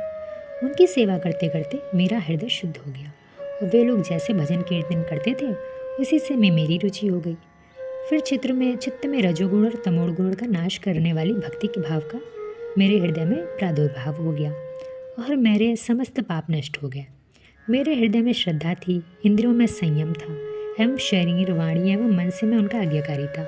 उन्हीं महात्माओं ने मुझे गूढ़तम ज्ञान का उपदेश दिया। व्यास जी, पुरुषोत्तम भगवान श्री कृष्ण के प्रति समस्त कर्मों को समर्पित कर देना ही संसार के तीनों तपों की एकमात्र औषधि है। यद्यपि सभी कर्म मनुष्य को जन्म मृत्यु रूपी संसार के चक्र में डालने वाले हैं, तथापि जब वे भगवान को समर्पित कर दिए जाते हैं तब उनका कर्मपना ही नष्ट हो जाता है। मतलब अगर आप जो भी कर्म करते हैं, आप ये मत सोचिए कि आप कर रहे हैं। आप जो भी कर रहे हैं वो भगवान की इच्छा से ही हो रहा है और भगवान को ही समर्पित कीजिए, तो आप उन कर्म बंधनों से मुक्त हो जाएंगे। इन संसार में जो कर्म भगवान की प्रसन्नता के लिए किए जाते हैं और उसी से पराभक्ति युक्त ज्ञान की प्राप्ति होती है। व्यास जी, आपका ज्ञान पूर्ण है। आप भगवान की कीर्ति का, उनकी प्रेममयी लीलाओं का वर्णन कीजिए। जो लोग सुख दुखों से बार बार रौंदे जाते हैं, उनके दुख की शांति इसी से हो सकती है, इसका और कोई उपाय नहीं है। फिर व्यास जी ने पूछा, जब ज्ञानोपदेश देने वाले महात्मा चले गए तो आपने क्या किया? उस समय आपकी अवस्था तो बहुत छोटी थी। आपकी शेष आयु कैसे व्यतीत हुई? किस विधि से आपने शरीर का परित्याग किया? काल तो सभी वस्तुओं को नष्ट कर देता है। उसने आपकी इस पूर्वकल्प की स्मृति का नाश कैसे नहीं किया? नारद जी ने कहा, मैं अपनी माँ का इकलौता पुत्र था। मैं माँ के स्नेह बंधन में बंधकर उस ब्राह्मण बस्ती में ही रहा। एक रात माँ गौ को धोने गई और सांप ने उन्हें डस लिया। उस समय मैं 5 वर्ष का था। मैंने समझा भक्तों का मंगल चाहने वाले भगवान की यही इच्छा है। फिर मैं उत्तर दिशा की ओर चल पड़ा। चलते चलते मेरा शरीर और इंद्रियां शिथिल हो गई। मुझे बड़ी जोर की भूख प्यास लगने लगी। वहाँ एक नदी मिली। कुंड में स्नान के बाद उस विजन वन में मैं पीपल के वृक्ष के नीचे अपना ध्यान लगाकर बैठ गया। जैसे ही महात्माओं से मैंने सुना था कि हृदय में रहने वाले परमात्मा के उसी स्वरूप का मैं मन ही मन ध्यान करने लगा। भक्ति भाव से वशीभूत चित्त द्वारा भगवान के चरण कमलों का ध्यान करते ही भगवत प्राप्ति की उल्कट लालसा से मेरे नेत्रों में आंसू छलछलाए और हृदय में धीरे धीरे भगवान प्रकट हो गए। रोम रोम पुलकित हो उठा। हृदय अत्यंत शांत और शीतल हो गया। उस आनंद की बाढ़ में मैं ऐसा डूबा कि मुझे ध्येय वस्तु का तनिक भी भान न रहा। भगवान का वह रूप अत्यंत लुभावना था। मैंने उस स्वरूप का फिर से दर्शन करना चाहा, पर बार बार चेष्टा करने के बाद भी उसे देख ना पाया। मैं अतृप्त के समान आतुर हो उठा तो भगवान की वाणी ने मेरे को शोक को शांत करते हुए कहा, खेद है कि इस जन्म में तुम मेरा दर्शन नहीं कर सकोगे। निष्पाप बालक, तुम्हारे हृदय में मुझे प्राप्त करने की लालसा जागृत करने के लिए ही मैंने एक बार तुम्हें अपने रूप की झलक दिखाई है। मुझे प्राप्त करने की आकांक्षा से युक्त साधक धीरे धीरे हृदय की संपूर्ण वासनाओं का भलीभांति त्याग कर देता है। अल्पकालीन संत सेवा से ही तुम्हारा चित्त मुझ में स्थिर हो गया है। अब तुम इस प्राकृत मलिन शरीर को छोड़कर मेरे पार्षद हो जाओगे। समस्त सृष्टि का प्रलय हो जाने पर भी मेरी कृपा से तुम्हें मेरी स्मृति बनी रहेगी। इतना कहकर परमात्मा चुप हो गए। तभी से मैं लज्जा संकोच छोड़कर भगवान के अत्यंत रहस्यमय और मंगलमय मधुर नामों और लीलाओं का वर्णन कीर्तन स्मरण करने लगा और अंत आनंद से पृथ्वी पर विचरने लगा। जैसे ही समय आने पर मेरी मृत्यु हो गई और ये पंच भौतिक शरीर नष्ट हो गया।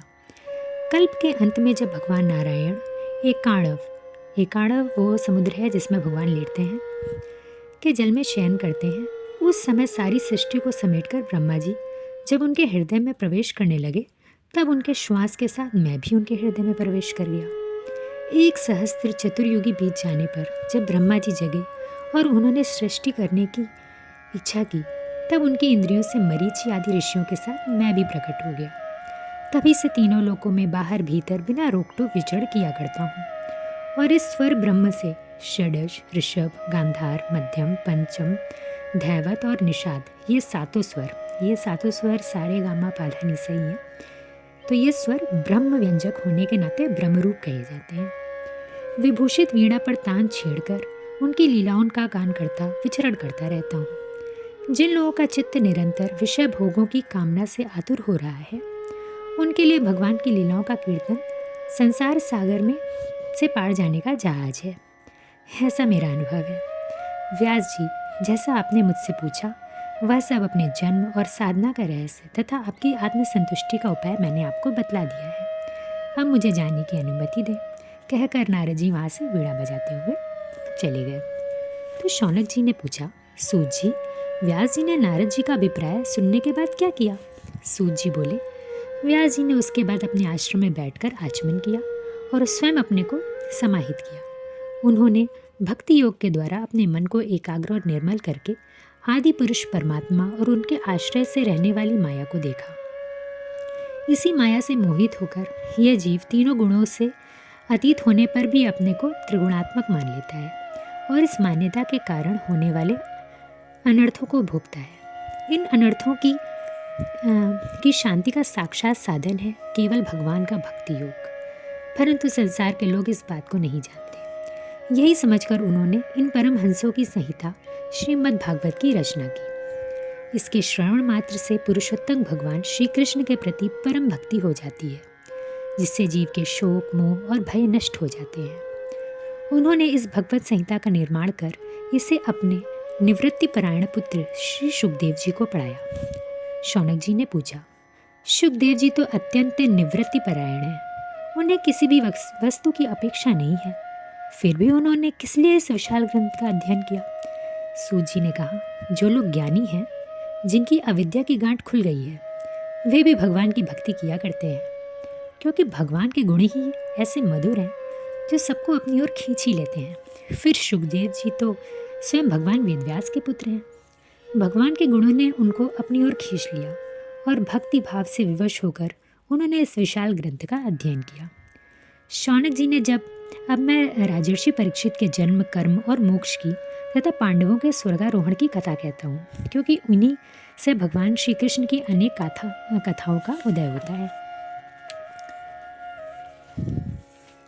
तो जिस समय महाभारत युद्ध में कौरवों और पांडवों दोनों पक्षों में बहुत से वीर वीरगति को प्राप्त हो चुके थे और भीमसेन की गदा के प्रहार से दुर्योधन की जांघ टूट चुकी थी, तब अश्वत्थामा ने अपने स्वामी दुर्योधन का प्रिय कार्य समझकर द्रौपदी के सोते हुए पुत्रों के सिर काटकर उसे भेंट किए। यह घटना दुर्योधन को भी अप्रिय लगी, क्योंकि ऐसे नीच कर्म की सभी निंदा करते हैं। द्रौपदी अपने पुत्रों का निधन सुनकर अत्यंत दुखी होकर रोने लगी। अर्जुन ने उसे सांत्वना देते हुए कहा, मैं तुम्हारे आंसू तभी पोंछूंगा जब उस आतिताई कौन होते हैं? आग लगाने वाले, जहर देने वाले, बुरी नीयत से शस्त्र धारण करने वाले, धन लूटने वाले, खेत व स्त्री को छीनने वाले, ये 6 आतिताई कहलाते हैं। तो उस आतिताई ब्राह्मण का सिर गांडीव धनुष के बाणों से काटकर तुम्हें भेंट करूंगा और पुत्रों की अंत्येष्टि क्रिया के बाद तुम उसके पैर परख कर स्नान करोगी। फिर श्री कृष्ण की सलाह से उन्हें सारथी बनाकर कवच धारण कर और गांडीव लेकर वो रथ पर सवार हुए और गुरुपुत्र अश्वत्थामा के पीछे दौड़ पड़े। बच्चों की हत्या से अश्वत्थामा का भी मन उद्विग्न हो गया था।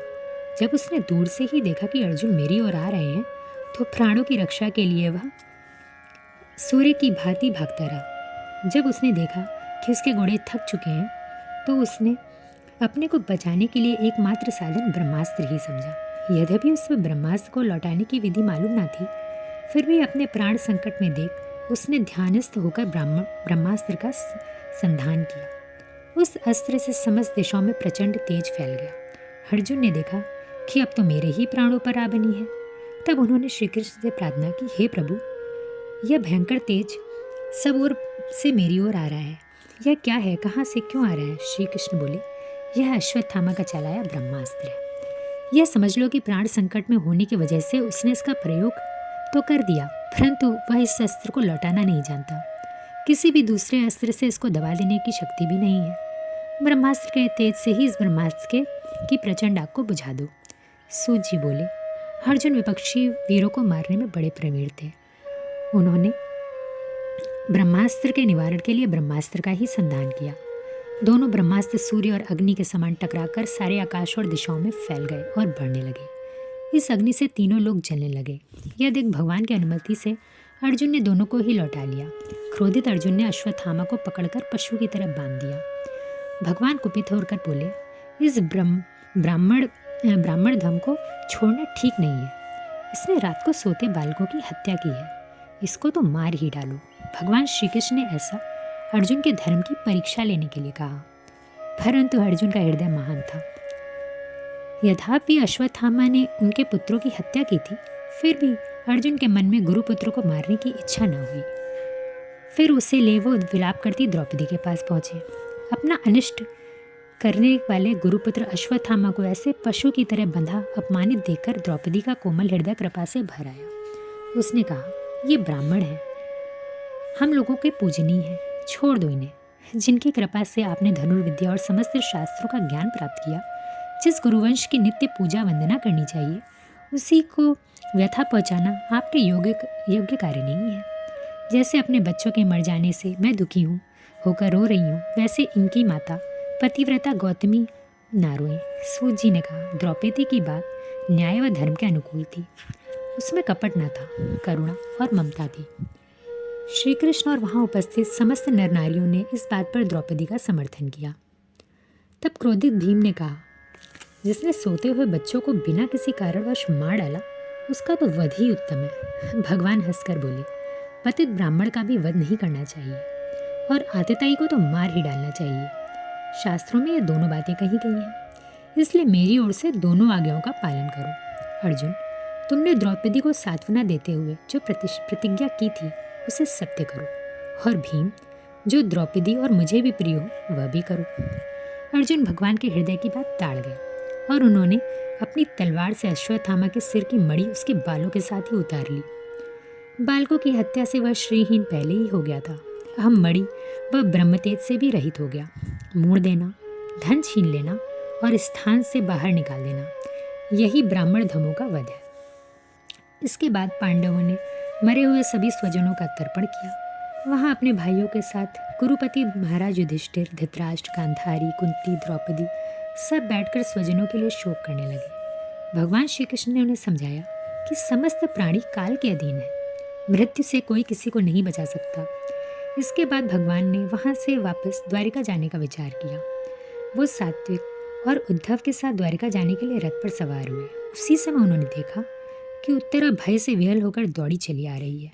उत्तरा ने कहा, मेरी रक्षा कीजिए प्रभु, यह दहकता हुआ बाण मेरी ओर दौड़ा चला आ रहा है। यह भले ही मुझे जला दे, परंतु मेरे गर्भ को नष्ट ना करे, ऐसी कृपा करें। भगवान श्री कृष्ण उसकी बात सुनते जान गए कि अश्वत्थामा ने पांडवों के वंश को निर्बीज करने के लिए ब्रह्मास्त्र का प्रयोग किया है। योगेश्वर श्री कृष्ण ने उत्तरा के गर्भ को अपनी माया के कवच से ढक दिया। यद्यपि ब्रह्मास्त्र अमोघ है और उसके निवारण का कोई उपाय नहीं है, फिर भी भगवान श्री कृष्ण के तेज के सामने आकर वह शांत हो गया। यह कोई आश्चर्य की बात नहीं समझनी चाहिए, क्योंकि भगवान तो सर्वाश्चर्यमय हैं। वे ही अपनी निज शक्ति माया से स्वयं अजन्मा होकर भी संसार की सृष्टि, रक्षा और संहार करते हैं। जब श्री कृष्ण जाने लगे, तब ब्रह्मास्त्र की ज्वाला से मुक्त और अपने पुत्रों और द्रौपदी के साथ कुंती ने भगवान की स्तुति की और नमस्कार किया।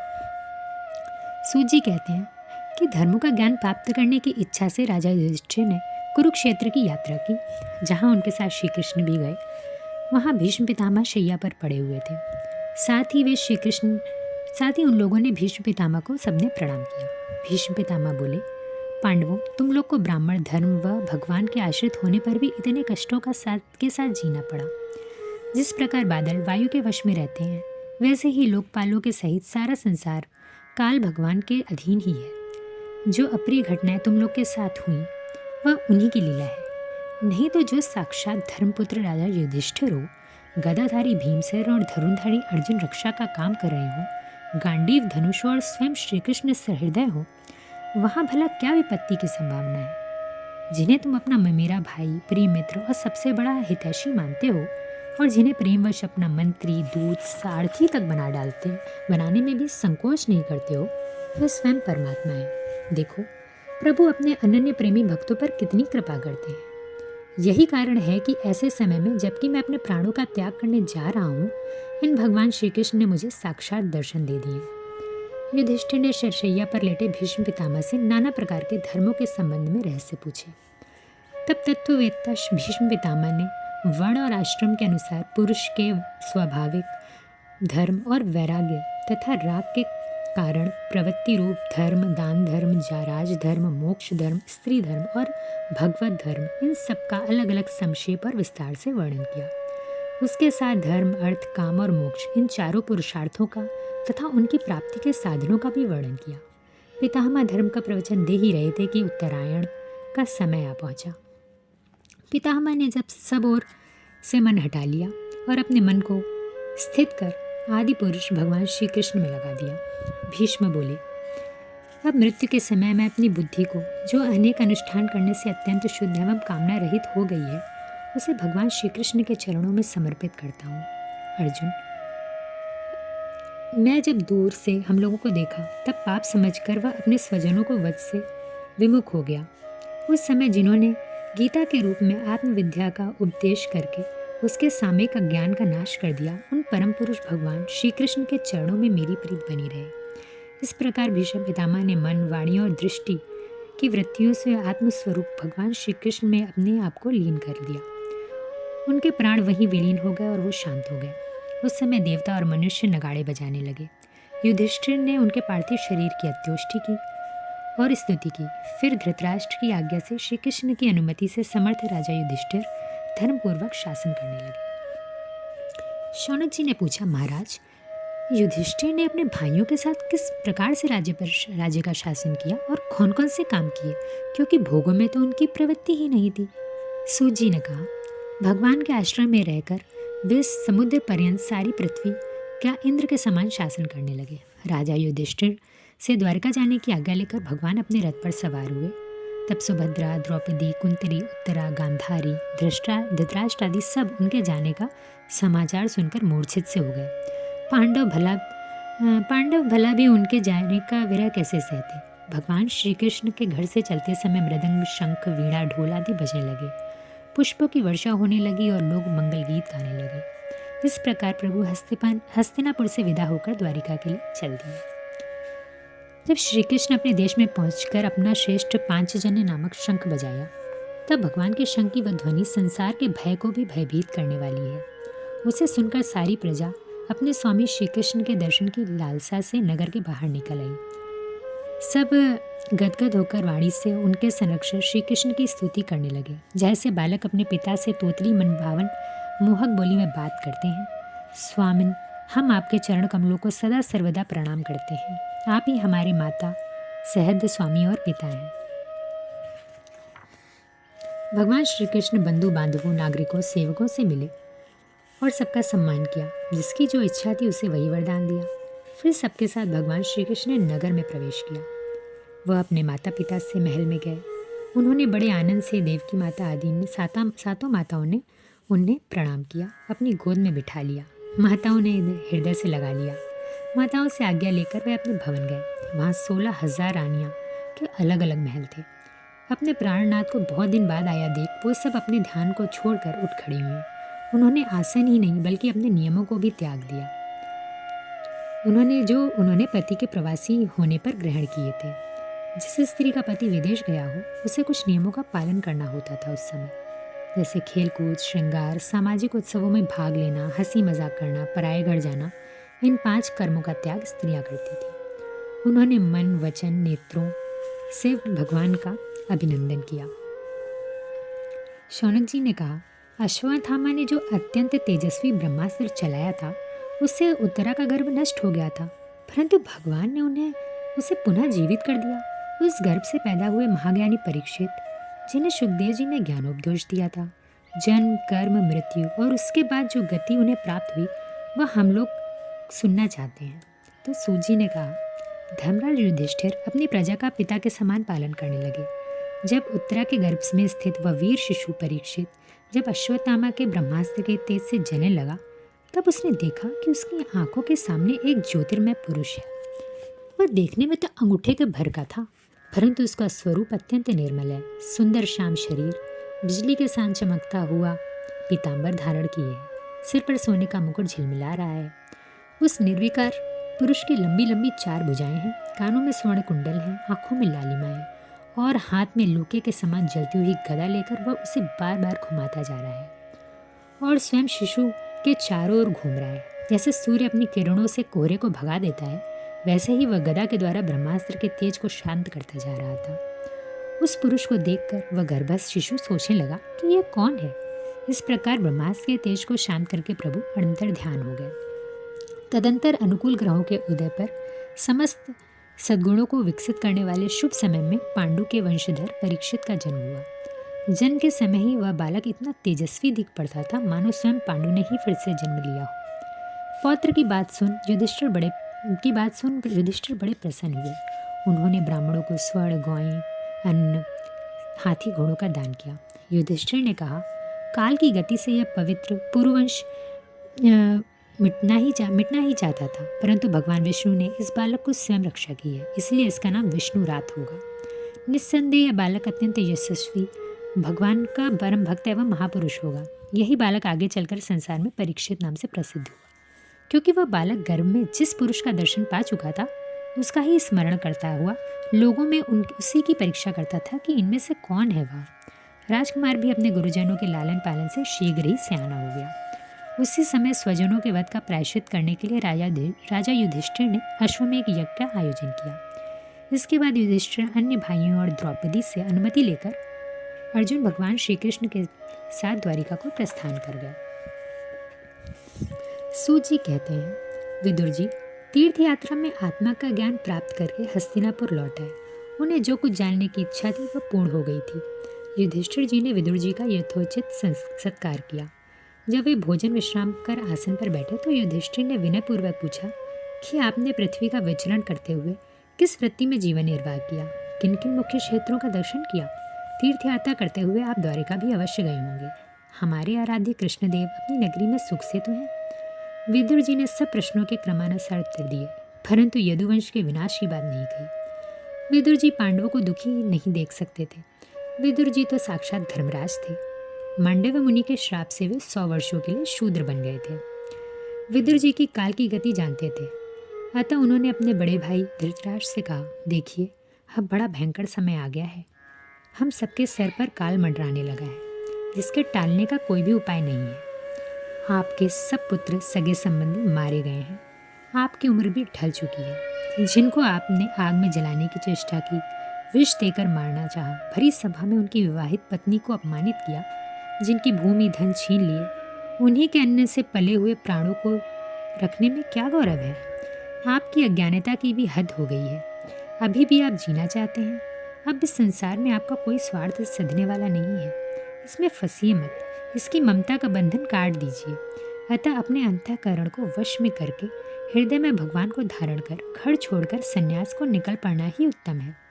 छोटे भाई विदुर के समझाने पर अंधे राजा धृतराष्ट्र ने प्रज्ञा नेत्र खुल गए और वो अपनी पत्नी गांधारी के साथ हिमालय यात्रा को निकल गए। सुबह प्रातःकाल पूजा कर जब युधिष्ठिर गुरुजनों की चरण की वंदना करने के लिए राजमहल गए तो उन्हें धृतराष्ट्र, गांधारी और विदुर के दर्शन नहीं हुए। युधिष्ठिर ने संजय से पूछा कि कहीं मुझसे कोई अपराध की आशंका से कहीं वो लोग गंगा जी में तो नहीं कूद गए। संजय खुद ही अत्यंत विकलित थे। वे बोले, कुलनंदन, मुझे आपके दोनों चाचा और गांधारी के संकल्प का कुछ पता नहीं है। संजय ये सब कह ही रहे थे कि देवर्षि नारद वहाँ पहुँचे। उनको प्रणाम कर युधिष्ठिर ने अपनी व्यथा बताई। तो देवर्षि नारद बोले, धर्मराज, तुम किसी के लिए शोक मत करो।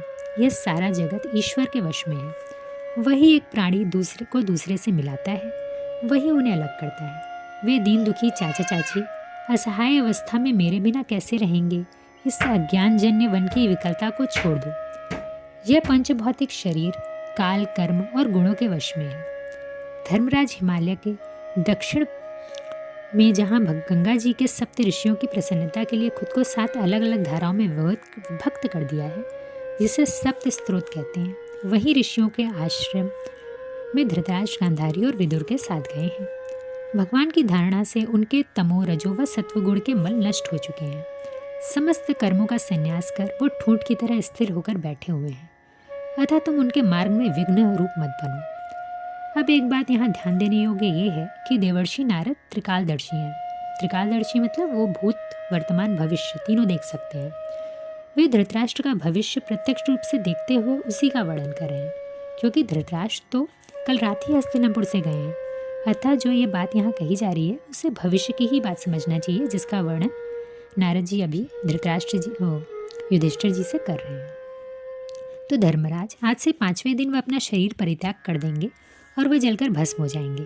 पति के मृतदेह को जलता देख गांधारी भी उसी अग्नि का अनुगमन करेंगी। विदुर अपने भाई का आश्चर्य में मोक्ष देकर हर्षित और वियोग देख दुखित होते हुए तीर्थ यात्रा में निकल जाएंगे। यूँ कहकर देवर्षि नारद वहां से स्वर्ग की ओर चले गए। सूत जी कहते हैं, स्वजनों से मिलने और श्री कृष्ण के आगे क्या करना चाहते थे यह जानने को अर्जुन द्वारिका गए थे। कई महीनों तक जब अर्जुन न आए तो धर्मराज युधिष्ठिर को बड़े भयंकर अपशकुन दिखने लगे। उन्होंने देखा कि काल की गति विकट हो गई है। जिस समय जो रीति होनी चाहिए वो नहीं हो रही है, उसकी क्रियाएं भी उल्टी हैं। लोग भी बड़े क्रोधी, लोभी, असत्य परायण हो गए हैं।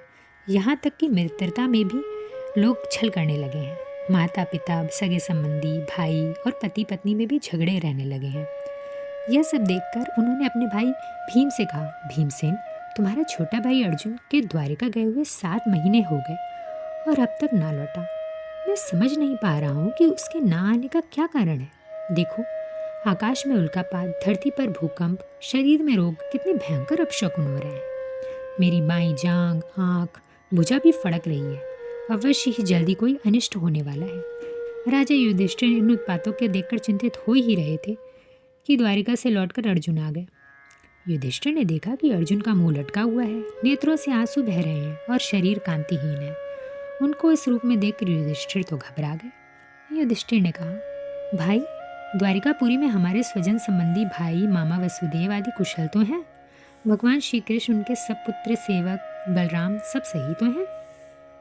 मुझे तुम श्रीहीन दिख रहे हो। वहाँ इतने दिन थे, कहीं तुम्हारे सम्मान में कोई कमी तो नहीं हो गई? किसी ने अपमान तो नहीं किया? कहीं तुमने कोई ऐसा निंदित काम तो नहीं किया जो तुम्हें नहीं करना चाहिए था? इसके सिवा और क्या कारण हो सकता है कि तुम इतने ज़्यादा पीड़ित दिख रहे हो? सूत जी कहते हैं, भगवान श्री कृष्ण के प्यारे सखा अर्जुन एक तो पहले से ही श्री कृष्ण विरह से दुखी हो रखे थे और युधिष्ठिर के प्रश्नों से और भी ज़्यादा शोक में डूब गए कि बड़े भाई के प्रश्नों के उत्तर भी ना दे सके। बड़े कष्ट से उन्होंने अपने शोक का वेग रोका और उंधे गले से अपने बड़े भाई महाराज युधिष्ठिर से बोले, महाराज, मेरे ममेरे भाई, अत्यंत घनिष्ठ मित्र का रूप धारण कर श्री कृष्ण ने मुझे ठग लिया है। मेरे जिस प्रबल पराक्रम से बड़े बड़े देवता भी आश्चर्य में डूब जाते हैं, उसे श्री कृष्ण ने मुझसे छीन लिया है। महाराज, जो मेरे सखा, प्रिय मित्र, नहीं, मेरे हृदय ही थे, उन्हीं पुरुषोत्तम भगवान से मैं रहित हो गया हूँ। राजन, अपने द्वारिकावासी जिन हृदय संबंधियों की आप बात पूछ रहे हैं, वे ब्राह्मणों के शापवश मोहग्रस्त हो गए और वारुणी मदिरा के पान से मंदोन्मत्त होकर अपरिचितों की भांति आपस में ही एक दूसरे भिड़ गए और घूसों से मार पीट करके सब के सब नष्ट हो गए। उनमें से केवल 4-5 ही बचे हैं। वास्तव में वे सर्वशक्तिमान भगवान की ही लीला है कि संसार के प्राणी परस्पर एक दूसरे का पालन पोषण भी करते हैं और एक दूसरे को मार भी डालते हैं। भगवान श्री कृष्ण ने मुझे जो शिक्षाएं दी, काल प्रयोजन के अनुरूप तथा हृदय के ताप को शांत करने वाली थी, स्मरण आते ही वे हमारे चित्र का हरण कर लेती हैं। सूत जी कहते हैं, इस प्रकार प्रगाढ़ प्रेम से भगवान श्री कृष्ण के चरण कमलों का चिंतन करते करते अर्जुन की चित्तवृत्ति अत्यंत निर्मल व शांत हो गई। भक्ति के वेग ने उनके हृदय को मत कर उसमें से सारे विकारों को बाहर निकाल दिया। उन्हें युद्ध के प्रारंभ में भगवान द्वारा उपदेश किया हुआ गीता ज्ञान पुनः स्मरण हो आया, जो काल के व्यवधान के कारण कुछ दिनों के लिए गायब हो गया था। गीता स्मरण से वे शोक एवं जन्म मृत्यु के चक्र से सर्वाधिक मुक्त हो गए। भगवान के स्वधाम गमन और यदुवंशों के संहार का वृत्तांत सुनकर युधिष्ठिर ने स्वर्गारोहण का निश्चय किया। भगवान श्री कृष्ण ने लोक दृष्टि से जिस यादव शरीर से पृथ्वी का भार उतारा था, उसका कैसे ही परित्याग कर दिया, जैसे कोई कांटे से कांटा निकालकर फिर दोनों को ही फेंक दे। भगवान की दृष्टि में दोनों ही समान हैं। जैसे वे नट की भात समान नए नए रूप धारण करते हैं और फिर उनका त्याग कर देते हैं, वैसे ही उन्होंने जिस यादव शरीर से पृथ्वी का भार दूर किया था, उसे भी त्याग ही दिया। युधिष्ठिर ने भी अपने समस्त वस्त्र आभूषण आदि छोड़ दिए एवं ममता अहंकार से रहित होकर समस्त बंधन काट डाले। शरीर को मृत्यु रूप अनुभव कर उन्होंने उसे त्रिगुण में मिला दिया। त्रिगुण को मूल प्रकृति में, प्रकृति को आत्मा में और आत्मा को अविनाशी ब्रह्म में लीन कर दिया। त्रिगुण प्रकृति के 3 गुण हैं, सत्व, तम और रज। तो जो तमस है वो निष्क्रिय अवस्था है, मतलब आलस, भ्रम, सुस्ती, लालच, अज्ञान, आसक्ति इसमें आते हैं। फिर है रजस गुण। यह क्रियाशील अवस्था है जो अति सक्रिय है, बेचैन, काम में व्यस्त, आत्मकेंद्रित, आक्रामक, महत्वाकांक्षी इसके गुण हैं। और अंत में आता है सबसे महान सत्वगुण। यह अवस्था सक्रियता और जड़ता के बीच का संतुलन है। प्रसन्नता, शांति, आत्मीयता, ध्यान मग्न संतुष्टि और देखभाल इसमें आते हैं। तो शरीर पर चीर वस्त्र धारण कर, अन्न जल का त्याग कर, मौन लेकर केश खोलकर बिखेर दिए युधिष्ठिर ने। फिर वे बिना किसी से कुछ कहे बहरे की तरह बिना किसी से बात सुने घर से निकल गए, हृदय में उस परब्रह्म का ध्यान करते हुए जिसको प्राप्त करके फिर लौटना नहीं होता।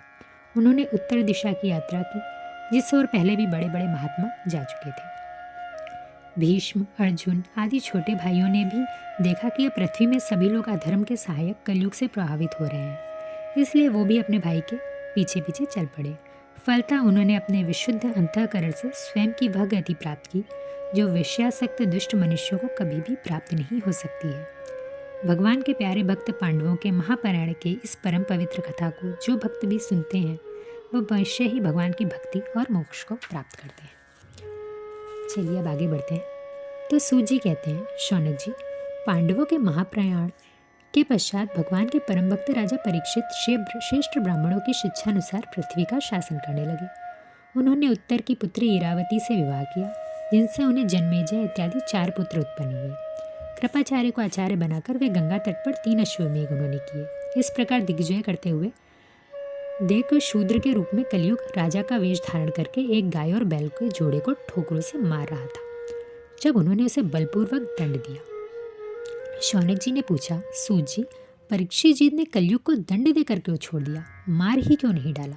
तो सूत जी ने कहा, जब दिनों दिन वह दिग्विजय कर रहे थे, उन्हीं दिनों उनके शिविर से कुछ दूर एक आश्चर्यजनक घटना घटी। वह मैं तुमको सुनाता हूँ। धर्म बैल का रूप धारण कर एक पैर से घूम रहा था। एक स्थान पर उसे गाय के रूप में पृथ्वी मिली। उसका शरीर श्रीहीन हो गया था। धर्म ने पृथ्वी से पूछने लगा। धर्म ने कहा, कल्याणी, कुशल से तो हो ना? तुम्हारा मुख मलिन हो रहा है। क्या तुम्हारा कोई संबंधी दूर चला गया है जिसके लिए इतनी चिंता कर रही हो? कहीं तुम मेरी तो चिंता नहीं कर रही हो कि अब इसके 3 पैर टूट गए हैं, एक ही पैर पे रह गया है? संभव है तुम अपने लिए शोक कर रही हो, क्योंकि अब शूद्र तुम्हारे ऊपर शासन करेंगे, या इस प्रजा के लिए जो अकाल से पीड़ित हो रही है, या सताई हुई आरक्षित स्त्रियों के लिए शोक कर रही हो। संभव है कुकर्मी ब्राह्मणों की वजह से तुम दुखी हो। माँ पृथ्वी, अब समझ आया, हो ना हो तुम्हें भगवान श्री कृष्ण की याद आ रही होगी, क्योंकि उन्होंने तुम्हारा भार उतारने के लिए अवतार लिया था, और अब उनके परित्याग से तुम दुखी हो।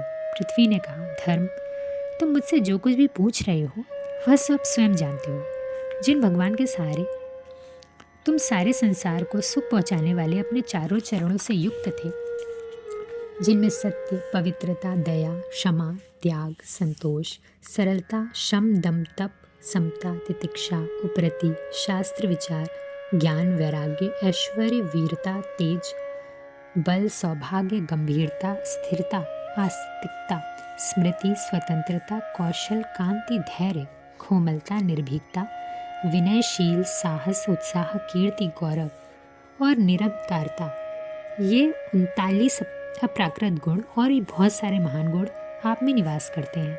उन सभी गुणों के आश्रय धाम श्री कृष्ण ने इस लोक से अपनी लीला का संवरण कर लिया है। अब यह संसार पापमयी कलयुग की दृष्टि का शिकार हो गया है।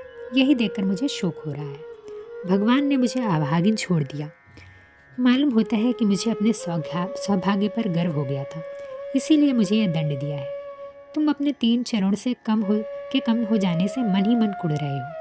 अतः पुनः तुम्हें स्वस्थ करने के लिए अत्यंत रमणीय श्याम सुंदर यदुवंश में प्रकट हुए और मेरे बड़े भारी भार को असुरवंशी संसार से मुक्त करा दिया था उन्होंने। जिनके चरण कमलों के स्पर्श से मैं निरंतर आनंद से पुलकित रहती थी, उन पुरुषोत्तम भगवान श्री कृष्ण का विरह भला कौन ही सह सकता है। धर्म और पृथ्वी इस प्रकार आपस में बातचीत कर ही रहे थे कि उसी समय राजर्षि परीक्षित वहाँ आ पहुँचे। शौनक जी, वहाँ पहुँचकर राजा परीक्षित ने देखा कि एक राजवेशधारी शूद्र हाथ में डंडा लिए हुए है और गाय बैल के एक जोड़े को इस तरह पीटता जा रहा है जैसे उनका कोई स्वामी ही ना हो। राजा परीक्षित ने अपना धनुष चढ़ाकर मेघ के समान गंभीर वाणी से उसको ललकारा, अरे तू कौन है जो बलवान होकर भी मेरे राज्य के इन दुर्बल प्राणियों को बलपूर्वक मार रहा है? तूने नट की भांति वेश तो राजा सा बना रखा है, परंतु कर्म से तो तू शूद्र जान पड़ता है। निरपराधों पर प्रहार करने वाला अपराधी होता है, अतः वध करने योग्य होता है। उन्होंने धर्म से पूछा, कमल नाल के समान आपका श्वेत वर्ण है, 3 पैर ना होने पर भी आप 1 पैर से चलते फिरते हैं। यह देखकर मुझे बहुत कष्ट हो रहा है। क्या आप बैल के रूप में कोई देवता हैं? हे गोमाता, आप निर्भय रहो, मैं दुष्टों को दंड देने वाला हूँ। आप तो 4 पैर वाले जीव हैं, आपके 3 पैर किसने काट दिए? धर्म ने कहा, राजन, आप महाराज पांडु के वंशज हैं। आपका दुखियों को इस प्रकार आश्वासन देना आपको शोभा देता है। जो लोग किसी प्रकार के द्वैत को स्वीकार नहीं करते, वे अपने आप को ही अपने दुख का कारण बतलाते हैं। कुछ स्वभाव को और कुछ लोग ईश्वर को ही दुख का कारण बतलाते हैं। अब इन सब में कौन सा मत ठीक है, ये आप अपनी बुद्धि से ही विचार कर लीजिए। सूत जी कहते हैं, धर्म का यह प्रवचन सुनकर परीक्षित बोले, धर्म का तत्व जानने वाले वृषभदेव, आप धर्म का उपदेश कर रहे हैं। अवश्य ही आप वृषभ के रूप में धर्म हैं। अधर्म करने वाले को नर्क मिलता है और वहीं चुगली करने वाले को भी मिलता है। धर्मदेव, सतयुग में आपके 4 चरण थे, तप, पवित्रता, दया और सत्य। इस समय अधर्म के अंश, गर्व, आसक्ति और मद से 3 चरण नष्ट हो चुके हैं। बस 4था चरण सत्य ही बचा है, उसी के बल पर आप जी रहे हैं। असत्य से ये पुष्ट हुआ अधर्म रूप कलयुग उसे भी अपना ग्रास बना लेना चाहता है। ये गौमाता तो साक्षात पृथ्वी मालूम पड़ती हैं। भगवान से बिछड़ने के बाद अब ये दयनीय अभागिन हो गई हैं। महाराज परीक्षित ने इस प्रकार धर्म और पृथ्वी को सांत्वना दी। उसके बाद उन्होंने अपनी तलवार निकाली। डर के कलयुग ने अपने राजचिन्ह उतारे और उनके चरणों पर सिर रख दिया। पैरों में पड़ा देख कलयुग पर कृपा करके उन्होंने उसे मारा नहीं, अपितु हंसते हुए उससे कहा, अब जब तू अपने हाथ जोड़कर आ ही गया है तो भय की कोई बात नहीं, परंतु अधर्म का सहायक है, इसीलिए तुझे मेरे राज्य में बिल्कुल नहीं रहना चाहिए। तेरे राजाओं के शरीर में रहने से ही लोभ, झूठ, चोरी, दुष्टता, स्वधर्म त्याग, दरिद्रता, कपट, कलह और दूसरे पापों की बढ़ोतरी होती है। अतः तू धर्म स्थान से कतई भी यहाँ पे ना रहे। परीक्षित की आज्ञा सुन कलयुग सिहर कर बोला, आपकी आज्ञा से मैं जहाँ भी रहने का विचार करता हूँ वहीं मुझे आप दिखाई देते हैं, तो आप ही मुझे बताएं कि मैं कहाँ रहूँ। कलयुग की प्रार्थना सुन परीक्षित ने उसे 4 स्थान दिए, असत्य, मद, आसक्ति, निर्दयता, और उसके बाद स्वर्ण भी 1 स्थान दिया। इस प्रकार कलयुग के 5 स्थान हो गए, झूठ, मदिरा, काम, वैर और रजोगुण। इसीलिए आत्मकल्याणकारी पुरुष को इन 5 स्थानों का सेवन नहीं करना चाहिए। इसके बाद राजा परीक्षित ने वृषभ रूप धर्म के 3 चरण तपस्या, शौच और दया को जोड़ दिया और आश्वासन देकर पृथ्वी का भी संवर्धन किया। सूत जी ने कहा, भगवान श्री कृष्ण की कृपा से राजा परीक्षित अपनी माता की कोख से अश्वत्थामा के ब्रह्मास्त्र से जल जाने पर भी मरे नहीं। जिस समय ब्राह्मण के श्राप से तक्षक नाग उन्हें डसने आया, उस समय भी अपना चित्त उन्होंने भगवान को ही समर्पित कर दिया। उन्होंने सबकी आसक्ति छोड़ दी, गंगा के तट पर जाकर श्री सुखदेव जी से उपदेश ग्रहण किया और भगवान के स्वरूप को जानकर अपने शरीर को त्याग दिया।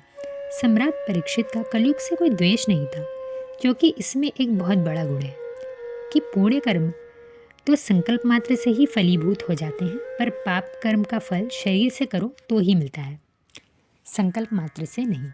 मतलब अगर आप कलयुग में अगर आप किसी का बुरा सोचें कि मैं इसका बुरा हो जाए तो आपको पाप नहीं लगेगा, लेकिन आप अपनी ओर से किसी के लिए अच्छा करेंगे तो उसका पुण्य जरूर। अगर आप पाप करेंगे, आप किसी का बुरा करेंगे तभी आपको पाप लगेगा, लेकिन अगर आप किसी के लिए अच्छा सोचेंगे तो आप भले उसके लिए अच्छा करो नहीं, लेकिन फिर भी आपको उसके जो पुण्य कर्म है ना, जो आपने सोची अच्छी बात है उसके लिए, उसके फल मिल जाएगा। तो इसीलिए कलयुग का ये एक अच्छी बात है। इसी वजह से परीक्षित जी ने कलयुग को नहीं मारा। तो ऋषियों ने कहा, सूत जी आप युग युग जिएं, क्योंकि मृत्यु के प्रभाव से पड़े हुए हम लोग को आप भगवान श्री कृष्ण की अमृतमयी उज्ज्वल कीर्ति का श्रवण कराते हैं। हम श्रद्धालुओं के लिए भगवान के उद्धार चरित्र का विस्तार से वर्णन कीजिए। भगवान के परम प्रेमी महाबुद्ध परीक्षित ने शुभदेव जी के उपदेश किए हुए जिस ज्ञान से मोक्ष स्वरूप भगवान के चरण कमलों को प्राप्त किया, आप कृपा करके उसी ज्ञान का वर्णन करें।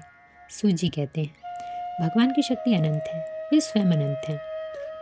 वास्तव में उनके गुणों की अनंतता के कारण ही उन्हें अनंत कहा गया है।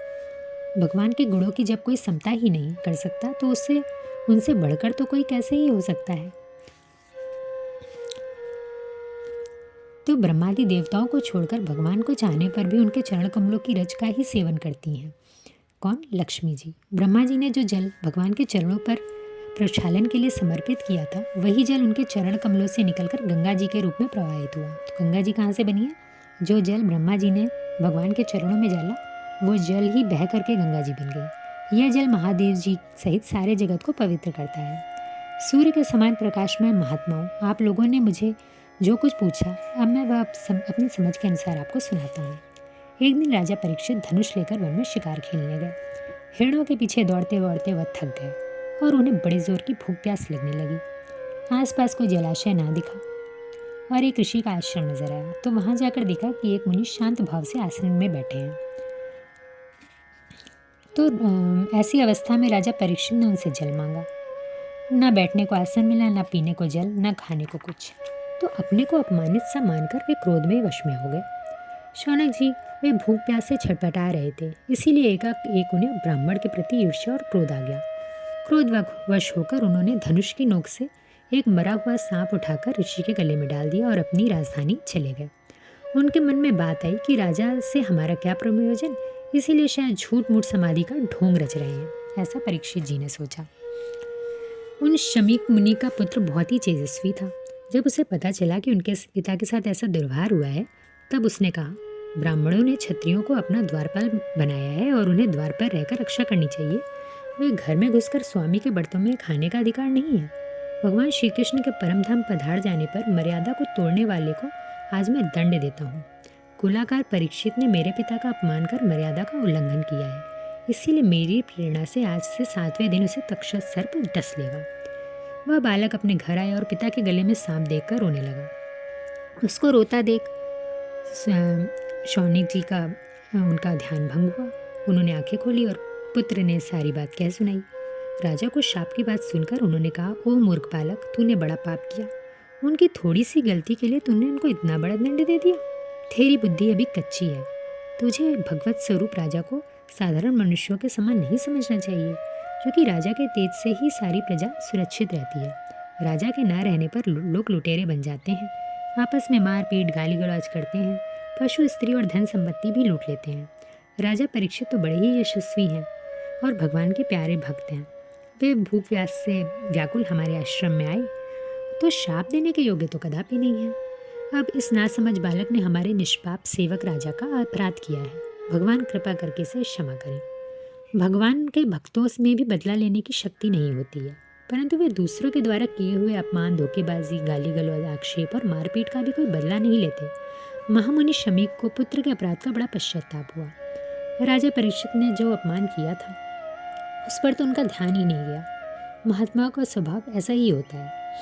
सूत जी कहते हैं कि राजधानी पहुंचने पर राजा परीक्षित को अपने इस निंदनीय कर्म के लिए बड़ा पश्चाताप हुआ। वो उदास होकर सोचने लगे कि मैंने निरपराध ऐसे एवं अपना तेज छुपाए हुए उन ब्राह्मण के साथ अत्यंत ही नीच व्यवहार किया है। अवश्य ही महात्मा के अपमान के फलस्वरूप मुझ में शीघ्र ही कोई घोर विपत्ति आएगी। मैं भी ऐसा ही चाहता हूँ, क्योंकि उससे मेरे पाप का प्रायश्चित हो जाएगा और फिर कभी मैं ऐसा काम करने का दुस्साहस नहीं करूँगा। वे इस प्रकार चिंता कर ही रहे थे कि उन्हें मालूम पड़ा कि ऋषि कुमार के शाप से उन्हें तक्षक डस लेगा। उन्हें धधकते विचलित आग के समान मन के आगे तक्षक का डसना ज़्यादा ही भला मालूम पड़ा। उन्होंने सोचा कि बहुत समय से मैं संसार में आसक्त हो रहा था, अब मुझे शीघ्र वैराग्य प्राप्त होने का कारण प्राप्त हो गया है। भगवान श्री कृष्ण के चरण कमलों की सेवा को ही सर्वोपरि मानकर आमरण अनशन व्रत लेकर ही वे गंगा तट पर बैठ गए। गंगा जी का जल भगवान श्री कृष्ण के चरण कमलों का पराग लेकर प्रभावित होता है और श्रीमती तुलसी की गंध से मिश्रित है। यही कारण है कि ये ऊपर नीचे समस्त लोकपालों को पवित्र करती है। कौन ऐसा मरणासन पुरुष होगा जो उसका सेवन ना करे। तो अगर आप देखें तो आपको ये समझ में आएगा कि जब कोई मरणासन होता है, मरने वाला होता है, तो उसको गंगा जल और उसमें तुलसी डाल के दिया जाता है। तो उसका कारण देखिए यहाँ भागवत में ही दिया गया है कि उसका कारण ये है कि वो जल जो है वो भगवान विष्णु का ही जल है, और वो अगर आप को एक मरणासन पुरुष अगर इंसान पी रहा है, उसको दिया जा रहा है, तो मतलब उसको मोक्ष प्राप्त हो जाए। तो परीक्षित जी के आमरण अनशन का सुनकर त्रिलोकों के पवित्र लोग, बड़े बड़े महानुभाव, ऋषि मुनि शिष्यों के साथ वहां पधारे और सबको आसन प्रदान किया गया। जब सब लोग आराम से बैठ गए तब परीक्षित जी ने सबको प्रणाम कर कहा, समस्त राजाओं में हम धन्य हैं, धन्यतम हैं, क्योंकि अपने शील स्वभाव के कारण हम आप महापुरुषों के कृपा पात्र बन गए। राजवंश के लोग प्राय निंदित कर्म करते हैं और कितने खेद की बात है, मैं भी एक राजा हूँ। निरंतर देह गेह में लिप्त रहने के कारण मैं भी पाप स्वरूप हो गया हूँ। इसी से स्वयं भगवान ही ब्राह्मण के शाप के रूप में मुझ पर कृपा करने के लिए पधारे हैं। यह शाप वैराग्य उत्पन्न करने वाला है। ब्राह्मणों, मैंने अपने चित्त को भगवान के चरणों में समर्पित कर दिया है। ब्राह्मण कुमार के शाप से प्रेरित होकर अगर कोई दूसरा नाग भी तक्षक का रूप लेकर मुझे डस ले तो मुझे तनिक भी परवाह नहीं है। मुझे कर्मवश चाहे कोई भी योनि में जन्म लेना पड़े, भगवान के श्री कृष्ण के चरणों में मेरा अनुराग हमेशा बना रहे, ऐसा आप लोग मुझे आशीर्वाद दीजिए। महाराज परीक्षित परम धीर थे। राजकाज का भार उन्होंने पहले ही अपने पुत्र जन्मेजय को सौंप दिया था। ऋषि मुनियों ने भगवान श्री कृष्ण के गुणों से प्रभावित अनेक वचन परीक्षित को बोले। उन्होंने कहा, हम सब तब तक यहीं रहेंगे जब तक भगवान के परम भक्त परीक्षित अपने नश्वर शरीर को छोड़कर माया दोष एवं शोक से रहित भगवत धाम को नहीं चले जाते। परीक्षित ने कहा, विप्रवरों, आप लोगों पर पूर्ण विश्वास करके मैं अपने कर्तव्य के संबंध में यह पूछने योग्य प्रश्न करता हूँ। आप सभी विद्वान परस्पर विचार करके बतलाइए कि सबके लिए सब अवस्था में, विशेष करके थोड़े ही समय में जो मरने वाले पुरुषों के लिए अंतःकरण और शरीर से योग्य विशुद्ध कर्म कौन सा है। इस प्रश्न का उत्तर द्वितीय स्कंद से लेकर द्वादश स्कंद तक शुद्धदेव जी जो हैं वो देते रहेंगे और हम सुनते रहेंगे। उसी समय पृथ्वी पर स्वेच्छा से विचरण करते हुए किसी को अपेक्षा न रखने पर भी व्यास नंदन भगवान श्री सुखदेव महाराज वहाँ प्रकट हो गए। उनका वेश अवधूत था। 16 वर्ष की अवस्था थी। दिगंबर वेश में वे श्रेष्ठ देवता के समान तेजस्वी जान पड़ते थे।